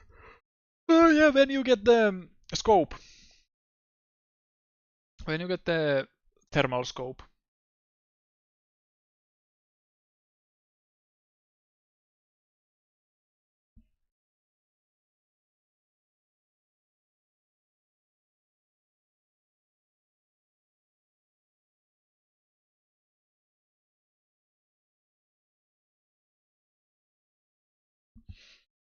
I have played RE4 through about 5 times and the books still cause me to be a bit antsy. Yeah, because they are slightly invisible, that's always a thing to think about.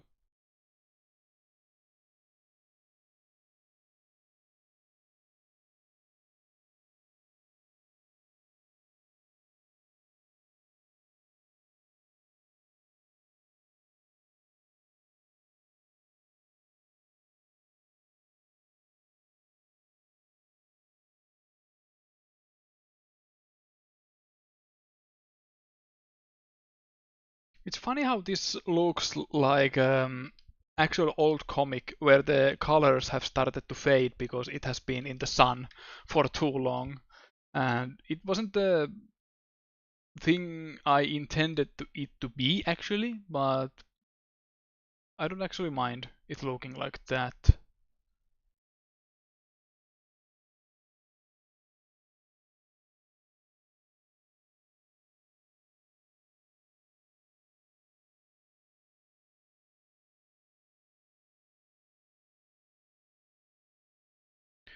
I always like the village part of RE4, after that not quite as much. Yeah, understandable take because the village is so iconic. And after the castle it takes a especially big nosedive, going more into the action territory rather than horror. I remember lying my age to buy RE4. Oh gee, lol. You criminal.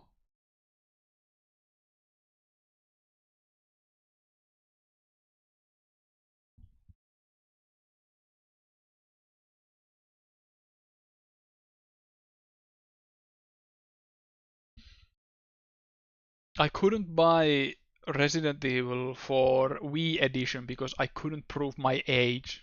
I didn't have identification, so I couldn't buy it. So I had to ask my dad. I was like I wasn't underage. I just didn't have ID back then. So daddy, buy me this game.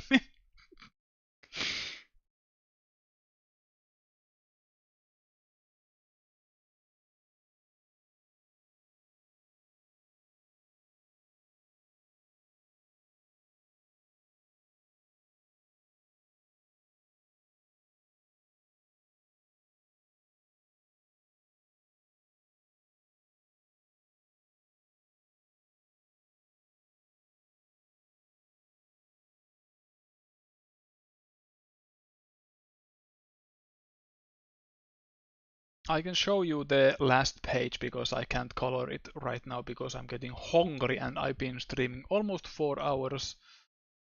I realized that I haven't like stood up from my chair during this time, but I'm feeling alright.